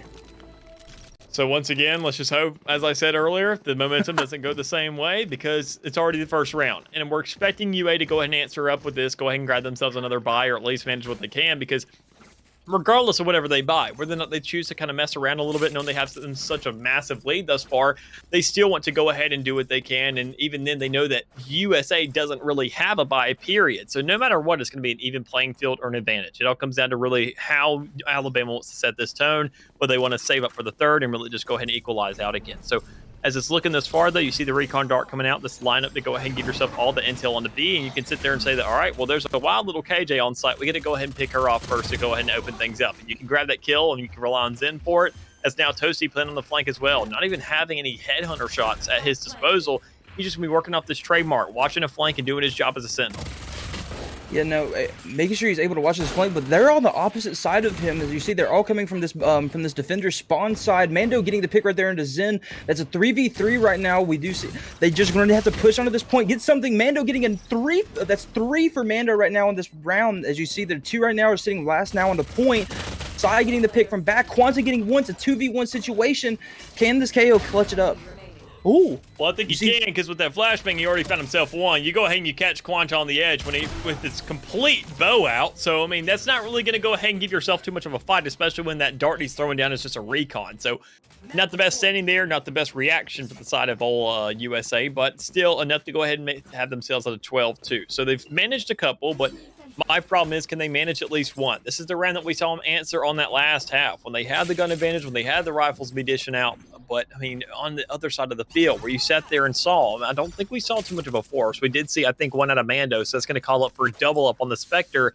We're going to see Alabama probably getting the read there, saying this is probably what they did. We found ourselves 2 rounds in a row. We have a pretty big winning streak on our hands thus far that we can still manage whatever we need to, and then ultimately back it up on top of that. So already, Sai looking to rush in. If he dies, it doesn't matter. He can go ahead and he can be resurrected by anybody, but nobody's resurrecting Mando. You find the shot, you look for a second, Sai is running this entire site as it seems, and only 3 players that's really getting in the way. They have to go through a lot more gunpowder than previously. And just like that, like you said, Sai was able to pop the ultimate there, knowing that he had the ability to be res by any of his teammates whenever he needed to be. But in the end, it doesn't really matter up until this point right now, as he's still up and running. Zen getting 1 pick right there, Gavin getting another, Rain getting the pick onto Zen, but it's a 4v1 right now, round point, excuse me, and that is going to be a 1-0 in clear fashion for Alabama. An extremely efficient game there for Alabama, and very quick at that. I mean, almost notes that you can't really be seen hit by a lot of other teams. I don't really know how we could elaborate talking about the performance of these teams.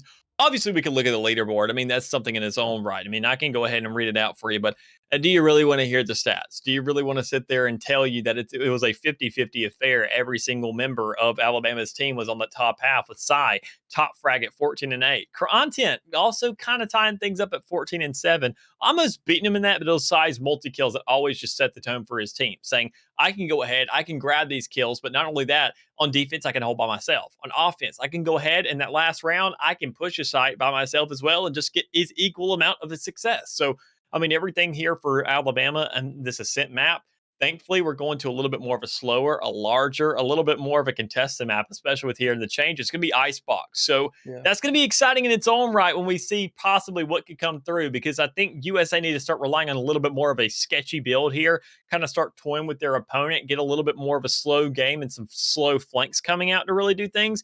But Quanta is not going to be the guy to do that.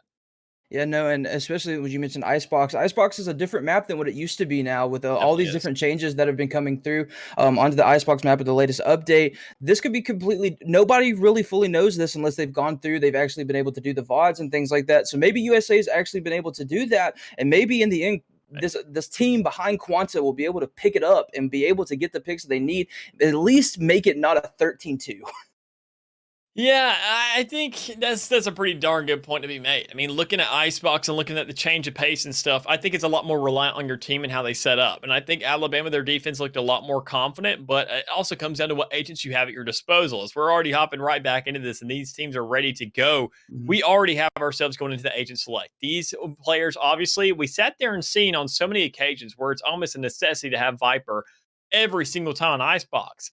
Well, let me go ahead and tell you, people, it is a new meta. That is not the case anymore. We can see a Viper already coming out for Mando, but Gavin going ahead and saying Viper isn't what she used to be. It's literally been a day, but they have sat there and publicly executed the likes of Astra and the likes of Viper. I mean, they're just not what they used to be. So Omen will possibly be that better option to go ahead and be rolling out. And content, I see him hovering over that Neon. I would like to see it. I would like to kind of see the plays there. Because, I mean, when you have such an outstanding showing in that first map, I don't think that it would really be that much of a problem to really go ahead and reinforce that. Sit there and say, let's have some fun with this. Let's see what we can manage. And possibly with the new meta and how everything's shifting around, let's give some new duelists a shot. Yeah, no, and as you mentioned, him sitting on top of that Neon, now hovering over the Yoru. He's just trolling us, dude.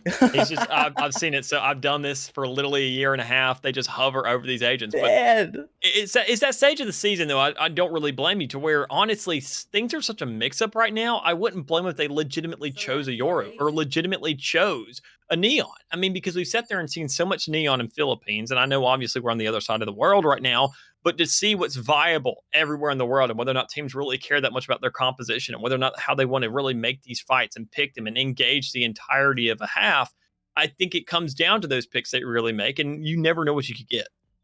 Yeah, no, I mean, like you said, but in the end, it looks like the UA will stay with the same agent compositions they had. They have Gavin on the Omen. They have great content on the Sova. Sai is going to be on the KO, with Zen on Reyna now, actually, instead of the Jet, and Toasty will be staying on the Chambers. I mean, what can I say? If it ain't broke, don't fix it. Yeah, I mean, you're not wrong. Zen is the only player that we saw an exchange from, and I think Reyna could be a little bit more viable depending on the site you hit the majority of the time. Reyna's a little bit more A-oriented. You want to play for those close quarter lineups. You want to go ahead and get that layer to throw up, swing around a corner, go on the lower edge, and then to where you sit there and force your opponent to choose the worst of two evils. Yeah. But whenever you sit there and look at B side, that's where Jet has a little bit more acceleration. Knowing that the near side only goes so far, you have the player, you have the cloud burst that can go ahead and give you that coverage. You can use an operator. You can get yourself those long lineups, because also you can already see, possibly if you've played Icebox before, you know exactly what's coming out. You know exactly really the changes that have probably come through. That B side of the map is looking a heck of a lot more wide than it used to be. And even then, the Doran is a much bigger spot. So, and I mean, to compensate for that, you got to look at the exchanges and really whether or not the approach was come through. But every single time, we're going to see these things possibly hit A because of how easy it is to grab a right-click kill. Yeah, no, I mean, like you said, that's exactly what USA is doing right here. All five of them, it looks like, going to be pushing in onto this A site, trying to get some ground, though. But Gavin stopping Lord Rain in his tracks, getting the pick right there. There's an early pick coming out from UA. That's another one right there from Speed. Speed getting two right there. That's two down for the side of UA, making this a 3-2 right now on this A site. I mean, already pushing themselves up, doing pretty good work here, but I mean, we already see UA making work of everybody. Toast able to grab himself one to answer things back, make it now a 3v3, but I mean, it looks like USA have the momentum right now, already running on the site, grabbing themselves a majority of the kills thus far, but now equalized once again, a 2v2 as we see Sai grabbing that one kill, grabbing a couple hits on the Mando, and the exchange comes out from the side of the Toasty. You got to figure out, where is this last player? Well, it's every single time Quanta looking for some kind of crazy play on the edge. He does find one kill, but that flank just does not work out for him. And I think if anybody's going to flank, it shouldn't be him anymore, because we saw it on Ascent and just did not do and pay those dividends he wants. Yeah, no, I 100% agree. Quanta right there in that last round being the top frag for the side of USA, he needs to realize that, and he needs to understand that, hey, he is the one that's out there and he's getting these picks that this team needs, and he needs to be up there in that front line and making sure that he can get the shots that he needs down. But in the end, he wasn't able to finish it out. In the end, it's in a 1-0 side for UA, and it's looking very similar to how it was in the beginning. UA is going to be on this defensive side for Icebox, similar to how they were at the beginning on Ascent. And I just mentioned, like I mentioned last round, their brick wall from what we've seen so far on defense, only dropping 2 rounds to the side of USA, and it's right now looking a little bit more on for the side of USA, as they only had 1 left on for the side of UA, but they need to finish it out. They need to find that one final piece to be able to piece it all together and get something rolling. Well, right now they could probably claim that the piece they're missing is going to be legitimate guns, because they have nothing but like, you know, old pistols in hand. And same thing with UA, but they're still winning it. They find a completely flawless round as Sai and Toasty just dissect USA and find themselves a free one to be working with. And I'm sure that after that setup, they're saying, look, we know that we're just that much better. We sat there won the pistol round in such a dominant fashion. We can do that again. We can run it back. We can really find ourselves the money to be using ourselves these rifles in this round. You can already see the buys coming out, at least for USA, but even then, I think, honestly, UA, they're just toying with these guys, man. It is now round 3. Toasty has 6 kills. I mean, the guy, I don't think he needs anything. You got a headhunter. You have your Torty Force ready. You pop that Joker, which is already in effect, as you can tell by that green border at the top. The rest of the team just saying, all right, let Toasty take care of it. This guy is going to be a spotlight for him. He's baiting it. Yeah, no, I mean, 100% agree. Not even really needing to buy anything. They're just baiting it out, baiting the recon dart, making sure that somebody picks it, and Mando's on the receiving end of it. Another one coming out from Toasty. Toasty is on fire right now with 8 kills right now and no deaths to his name. Zen right there getting the pick on a speed. That's 3 down for the side of USA, and Biscuit getting one onto Zen. Gavin finishing up the pick on a Rain, and Gavin getting a second right there on a Biscuit. USA, you guys need to stop 5-manning these single pushes, and you need to start splitting up and getting ground on different sides, because right now you were doing it the entire time on Ascent. You're doing it right now and you're sitting at a 3-0 deficit in very, very strong fashion coming out from UA. I completely agree. I think honestly that they should be going for more splits here, but I want to sit there and have your opinion on where you think that these guys should. Obviously, you go ahead and get some more mid control. That's a definitive. I mean, you have to split towards the middle of the map. I mean, you and I earlier today played Valorant, and we sat there and pulled things out of our butt, I'll admit. I mean, the match was very close, but I mean, looking at the split, who needs to go ahead and dip off from the rest of the team? We obviously went ahead and kind of knocked Quanta out of that equation. Who needs to be the one to really set the tide somewhere else? Who needs to be to go ahead and move the tide that is the Alabama Crimson Tide? Where should they alleviate that attention, and who should be at the hand of it? I think it's going to be that Viper, but we haven't seen that yet. We have seen no control out of USA. We see absolute wipes coming out of UA right now as they just go ahead. When you make a slow push into the middle, you get sandwiched like that. And I think honestly they're saying, well, casters, you sat there and said split up. You said go somewhere else on the map. Stop pushing to the middle. Stop 5-manning anything at all is our point. Yeah, no, I mean, they've been 5-pushing every single point that they've been going through, and like I mentioned before on Ascent, that only happened 12 out of the 15, 16 rounds that played through the entire game, and I mean, it's the opposite thing of UA. If it ain't broke, don't fix it. Well, USA, this positioning that you have right now is broken, and you need to fix it if you're going to try and win this round. Most definitely do. I mean, even then, that was a little bit of a scrappy round right there. They had an econ, they had nothing but Sheriff. So, I mean, I can't blame them for really just trying something desperate. But looking at all these shots coming out so far, they're desperate to get themselves at least that first pick, and that's what they're working for. I mean, just not a lot of intel given. You go ahead and know that a player's probably going to be up there towards pipes, and you know a player's also there on site. His speed goes ahead and gets absolutely tagged up like a grocery bag. But, I mean, looking at the likes of everybody else, I mean, they're just sitting very, very comfy, holding these angles, playing their defense, just kicking out their lawn chairs, grab themselves a nice marg on a Saturday afternoon on the beach and saying, look, you eventually got to come to us. Yeah, no, I mean, UA has been playing the same exact defense like this entire time. USA slowing down their pace now. All 3 of them now pushing onto this A site, or trying to, at least. A bomb is going to be onto the chambers, but they're slowing their pace down. That's somewhere that they're getting something started. Zen, though, getting the pick on a speed that's spiked down, but they're going to instantly pick it up, and it looks like they're going to rotate off of A site and go back into their spawn, maybe pushing in through mid. It looks like, yes, it looks like this is going to be what they do. And they're just so indifferent about what they're doing. They just need to set something up and figure it out, because right now they're in a pickle and they can't get out of it right now, it looks like. Yeah, they most definitely can. I mean, I got to completely agree with you there. I mean, looking at the likes of UA and how they're just picking off these players, and as I mentioned earlier, they're dissecting them. They're going ahead and nitpicking one off until you go ahead and see that 5 full swing, and just sets the tone of the game where you're saying, look, now we also have the spike hostage. You're just putting everything in the worst case scenario for yourself. I mean, honestly, we understand that UA is looking like the much better team right now, but as it stands, that's because you're giving them those opportunities. You're not really setting yourself up for too much. I mean, I don't really know. I've never played against Toasty personally, and obviously looking outstanding thus far at 8-1. But let me tell you what, it doesn't make his job any harder when you sit there and line every single head up to where 1 bullet can damage 3 players. It's just things like that that you really have to go ahead and really kind of weigh out in your own mind to say, is this worth it? How should we do this? And looking at our previous record, will this work? Yeah, no, I mean, like you said before, Toasty right now just kind of holding this on for himself. And like you mentioned that last time, I believe that he was the bottom frag on that Ascent game that we played last time, but I don't think it really matters, as all the players from UA, I looked at the scoreboard just now, and Sai, the second top frag on the team, having 5 kills, but 9 assists to his name. That means he's on for 14 of these total kills right now. He's all over the map.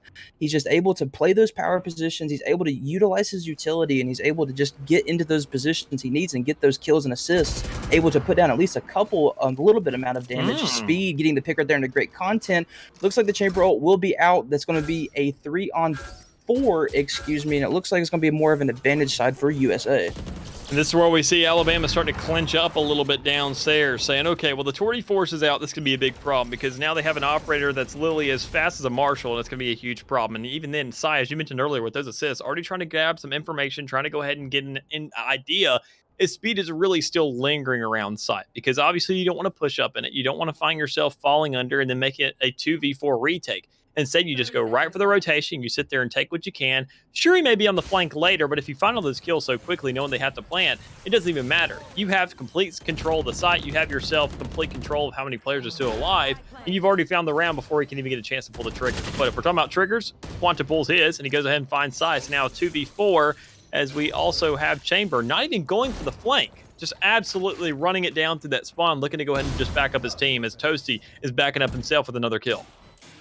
Yeah, no, I mean they had a good rotation there. USA, you're finally getting your footing, getting this bomb down, having a 3v2 situation. Just make sure that you're peeking these angles, making sure you're getting those picks, speed, watching that angle, getting that pick onto Toasty with the 3v1 situation. Looks like this is going to be the first round win for USA. Maybe finally able to bring this momentum back to their side, getting the thrifty on the round. But like we've talked about before, maybe it's commentator's curse that don't let that one round try to build up that momentum. Because right now, like I've mentioned, UA is just allowing them to get these rounds and then just completely demolishing it in the end.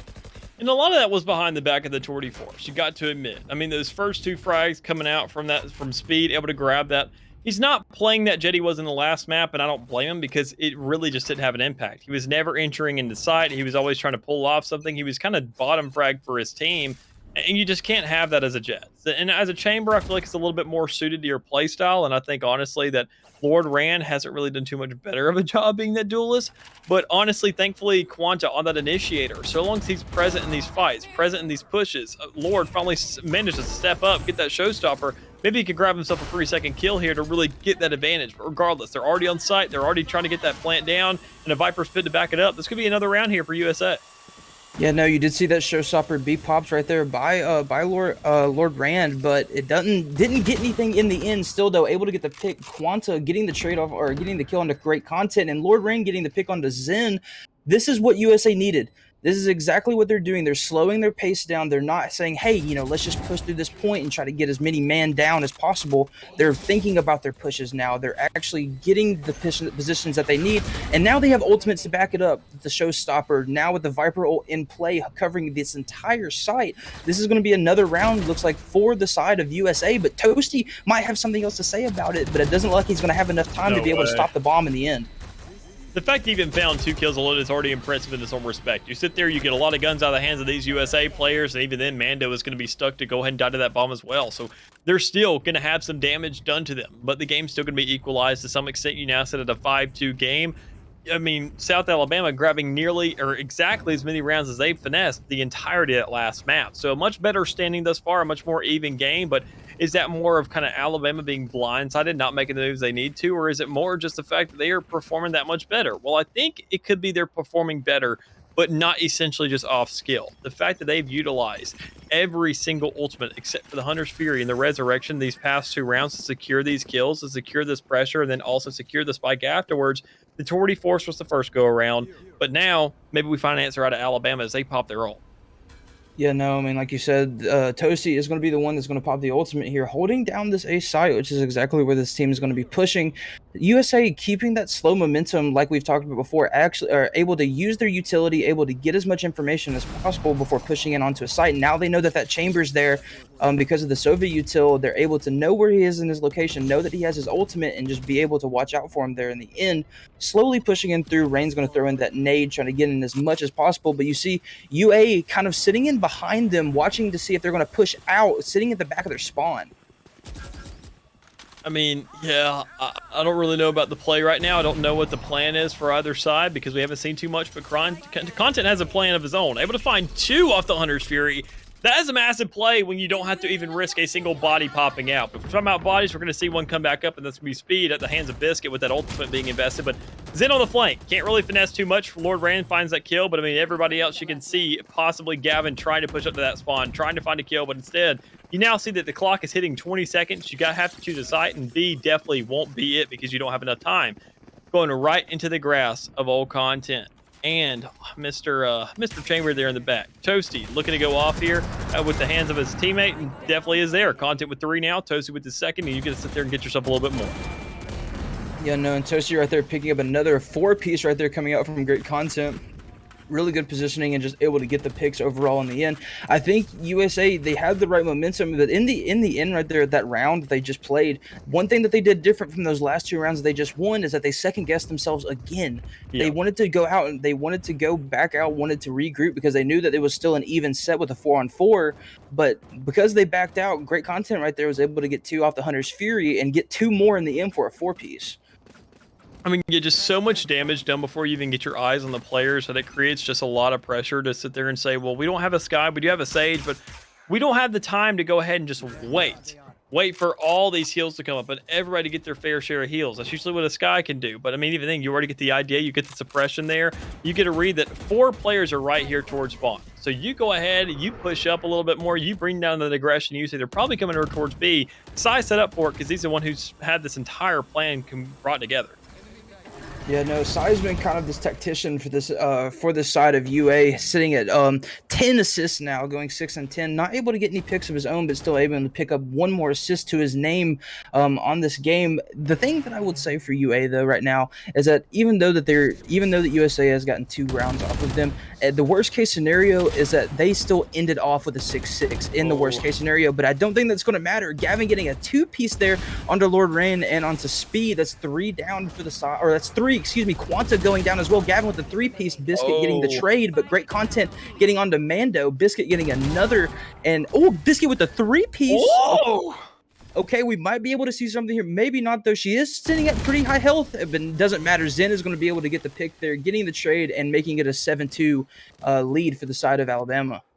Yeah, so, I mean, 3/4 of this half already here, kind of wrote into the books and all on Alabama obviously having the lead once again. But, I mean, at this stage in the game where you sit there and look at the economy, look at how everything's dishing out, this is a round where South Alabama can't really buy.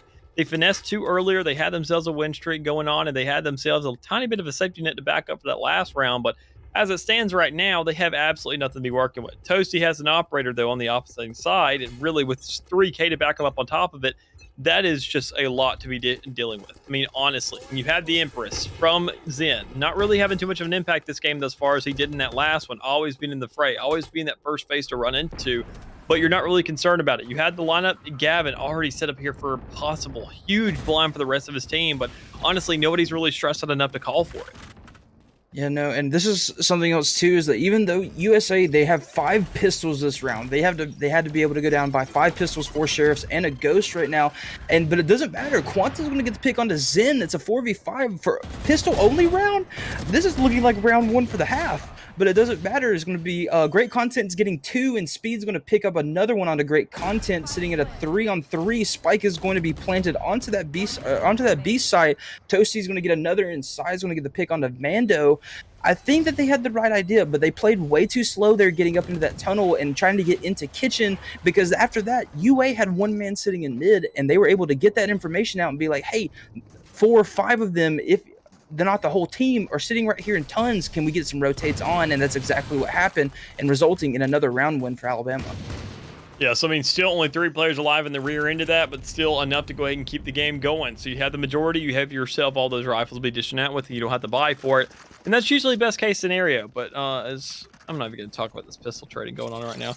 But I mean, everybody else, looking what South Alabama has to do. A pretty good round for them, knowing that they didn't really have to spend too much money. But now, can they step it up? Can they say, look, now that we have even guns, now that we can step things up and have full rifles, can we put ourselves in a scenario where you can actually pull something out? Make this a 9-3. Make this believable. Put this into a professional grade where people, everybody in chat, and everybody who's a South Alabama fan starts chanting 9-3 curse. They can bring this back. That's what you're looking for. Yeah, no, but we do see they are able to finally pick up these rifles here. We will see Speed popping that chamber ultimate, Gavin getting the pick onto Rain in mid, and it looks like this Toasty's going to be able to pick up another one onto Mando right there with Spike down sitting right there in Toasty's sight lines. He needs to watch his bottom left-hand corner as the flick comes off, getting the pick onto the Sage, and another one coming up from Toasty. Toasty right now is just unstoppable on this icebox map. sitting at about 17-4. Quanta getting the pick right there into great content, and when they know where he is, they're just gonna have to collapse on him and able to get the pick, and that's exactly what's going to happen. Sai getting the pick right there into Quanta, making it 9-2. Toasty right there getting the 3 picks that he needed onto the bomb carrier and to the ones that were supporting him in the end. This man, if I'm being honest, is a one-man army right now. Yeah, I hate scenarios like that for Quanta, where you're sitting there stuck, you hear footsteps from every single angle, you know you are done for. You have to go ahead and select a 50-50. You can't go ahead and fling, because you got to think about it. You're going to have 4 players swinging on you at the same time. You have to make that first move. You have to isolate your target, and he just never really made the steps or really made the initiative to get himself into that stage to go ahead and be making those moves or move the pressure to one side or another. So not really the best answer there, but I mean, when you're in a 4v1, I'm not going to ask the world of you. That's kind of ridiculous. But I can ask Sai to go ahead and at least grab that first shot, as he has an operator in hand, and expected with how many kills he got in that previous map, I want him to kind of keep going away with it. So Toasty probably going ahead and handed that over to him, but instead we actually got a double operator now. So I want to see exactly how we're going to see these long lineups come through, because if we can see USA close up the distance, this could be a lot more doable. But instead, you see the Hunter Spirit coming out, already finding another one, so that's now going to be 2 players down. And even then, Quanta not really having enough health to really push onto the site, being a lot more hesitant now. Yeah, no, Quanta is sitting really, really low, especially with 2 men down right now, sitting at a 3v5. Make that a 2v5 if Zen gets the pick on the Biscuit. Make that 1v5 as Toasty sitting behind them and getting the pick with the operator, and Zen holding true with the pick on the Quanta. That's the half, boys, and this is looking like a very bad case of deja vu if I was in the sights of USA, as it is 10-2 after the start of the second half.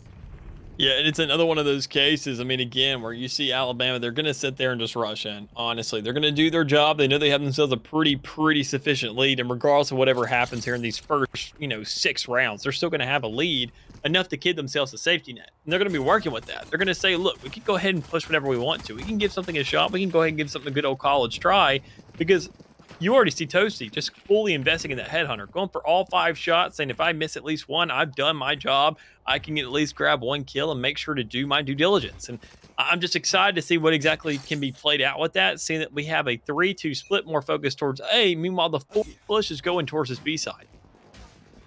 Yeah, no, and it looks like they're going to be pushing onto B site quite fast, if I do say so myself. Getting this ground, that's one thing that we noticed, even though we only had 3 rounds, from the attacking side of UA last time, but they play their attacking side super fast, getting onto the point within 20 seconds of the round. Toasty getting the pick right there. You were talking about how he picked off 5 of those bullets. Well, at least one of them paid off in the end, as they was able to get the pick right there into great content.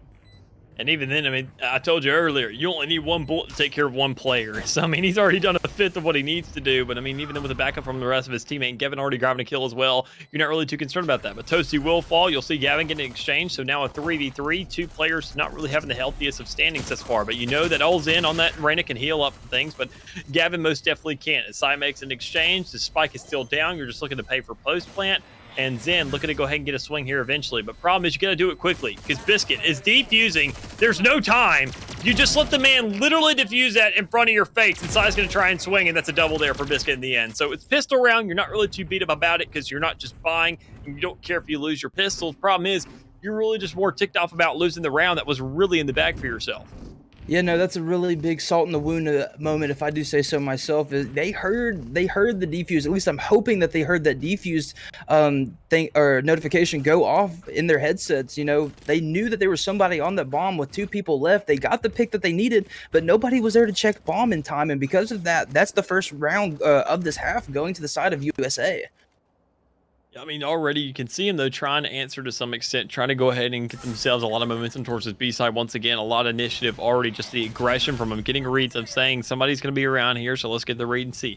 We got to check out our yellow, but we're not going to do that until we have control of both sides. Problem is, you're buying some time for the side of defenders to go and get the answer. They know that it's a 5 push, and they're looking to have these Spectres really do their job. But with the spike already going down, the pressure already being put on for the side of South Alabama, and the trademark instantaneously getting Toasty out alive, now we're in a situation where South Alabama has the ball in their court and they have to take the shot.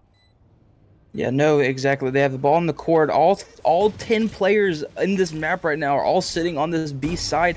A little bit more wider now than what it used to be, but still a little bit of more close quarters. We see Biscuit getting 2 right there. Zen getting the pick on a Rain, but Biscuit was there to get the trades. Sai getting the pick on a Mando, and Toasty getting 1, followed up by Great Content getting another, and Sai another one right there. That's another round right there going in for the side of Bama. As they came in, they looked like, or USA did have the ball in their court, but because of that, they Allen Iverson that thing, and they stole the ball straight out of their hand, and they brought it back, and they won the round in the end.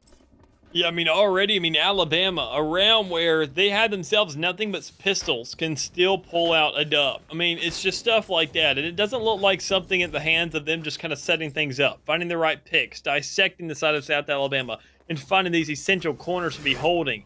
It's just because they straight up charged them. They won the round off of aggression alone. When they went into the post plant, that's where the shots started to matter. They said, okay, we grab one player, we get ourselves a gun in hand. And regardless of whether or not we have guns, we have a freaking chamber who's top fragging. That HUD hunter alone can sit there and clear an entire round for us, knowing that we're in a deficit. It's not going to matter. They go ahead, get the buys in this one, knowing they have to spend no one in the last. But now, with an even exchange, Speed and Rand, both one of them respectively, sitting in a 3v4. Yeah, no, Rain and Speed right there are able to get the picks that they needed, able to get a little bit of this pressure off. Now sitting that 2 of them are now sitting back yellow crate. For the side of Bama, Toasty's going to get a 1 on the Quanta. They hear the bomb is going to be picked on again. We see Toasty's going to get the pick on the Speed. Toasty getting another one. That's 3 to his name. Make that 4 with that Headhunter getting the pick on the Rain. And I've mentioned this constantly over and over again as they hit match point right here, that Toasty right now is a one-man army sitting at 24, 5, and 4 on the match. I mean, we kind of expected that out of him. I mean, looking how he had so much running for him in that first half, playing that defense, that, I mean, we expect him to get a little bit cocky here. We expect him to start running off of that, saying, look, I am fragging these guys. I'm feeling really good on this chamber right now. So let me just go ahead, get some clips, kind of play the game out a little bit. We saw that like on round 5 for that first half. I mean, He was feeling himself very, very early in the game, and he's already going to go ahead and break out this 24s. I don't blame him at this stage in the game with such a far lead to go ahead and say, all right, how can we go ahead and funnel through? How can we sit there and play this off? Should we just make it as fun as possible for us at this stage? Yeah, no, and 2 ultimates up, going off right now. We do see that Zen will get the pick on the Mando. That's a great first pick for this match point side of Bama. Zen getting another pick right there onto Zen. This is a 3v5, and it looks like this might be the end for USA. Might be able to bring something out with Biscuit getting the pick there, but Biscuit being the last man standing on this point, and it looks like the KO will get the pick, and it will be a 2-0 win for UA. Most definitely will. And I mean, looking at that first map, this would be expected. We kind of wanted South Alabama to come out swinging here on the second map and go ahead and say, look, we're not out of this just yet. We want to go ahead and turn things around. Problem is it the map changes that cause themselves too much of a problem? Well, I mean, you could kind of blame it on that, but I'm going to say no. We just didn't see the setup out of them. They didn't have that initiative. They didn't really want to play the game too much. Surprisingly enough, Gavin really kind of fell asleep in this game because, I mean, the rest of the squad, he wasn't really kind of fragging out, but that's because Toasty was just taking the show away from him. I mean, the spotlight was on this guy constantly, and you really can't blame the way everything panned out for him being that chamber, making sure to work as that sentinel. Go ahead and show so many players why that chamber is enforced as a sentinel to hold down the site, because he doesn't have the utility.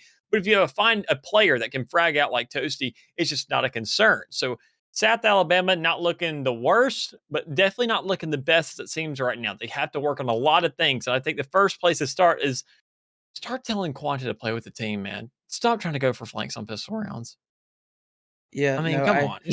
I mean, in Quanta, on that ascent map, he was that top frag for that USA team. Those flanks were able to go onto the side of for Quanta's favor most of the time. But as you saw right there on that icebox map, it just kind of stopped him in his tracks there. Wasn't able to get a lot. Speed was able to pick up, as well as Biscuit were able to pick up a little bit more of the pace, able to keep themselves on an even footing, allowing themselves to try to get those picks. And they got the 3 rounds that they won based on those plays that those 2 players did, if I do say so myself. But in the end, like we mentioned, this is going to be a very fantastic win for the side of Bama as they go up 1-0 in this tournament as they get the 2-0 victory over USA.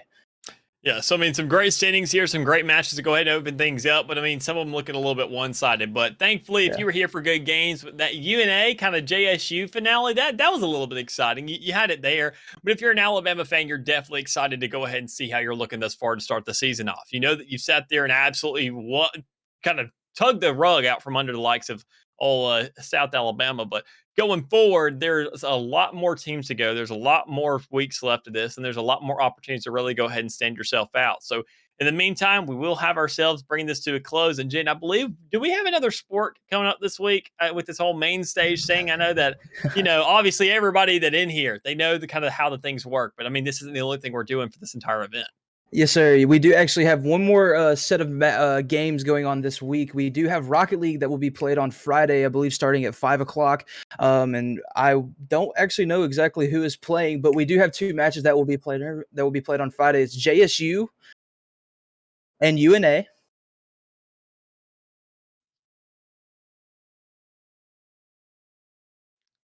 Hold on a second. I'm getting told something. So it's a rematch actually of today. We have Bama versus USA and Rocket League as well on Friday for the 7 o'clock game. So same time slot, same 2 teams going at it. But yes, I believe that we will be closing it out here. Before we close it out, Dallas, I want to give a big shout out to all of our sponsors over here at UNA. Big shout outs to FTW Game Store here locally in Florence, Maples Rugs out in Scottsboro here locally in the Alabama State. Big shout outs to Steel Series for being affiliates with us, and Zozo Delig for actually partnering with us in this event and actually making some really cool shirts for the staffs and things like that. We really appreciate all you guys, as well as the Wesley Foundation here on campus. But with that, Dallas, it's been fun, man. Yeah, it definitely has. And all fun things, all good things must come to an end. So with all that being said and done, obviously you could probably catch us, me and Infernosis here again next week. Obviously Valorant, same time, same place. Rocket League tomorrow. Go into it a little bit more. But as it seems right now, we're going to go ahead and bring things to a close, and we'll catch you here later. Yes, sir. Peace out.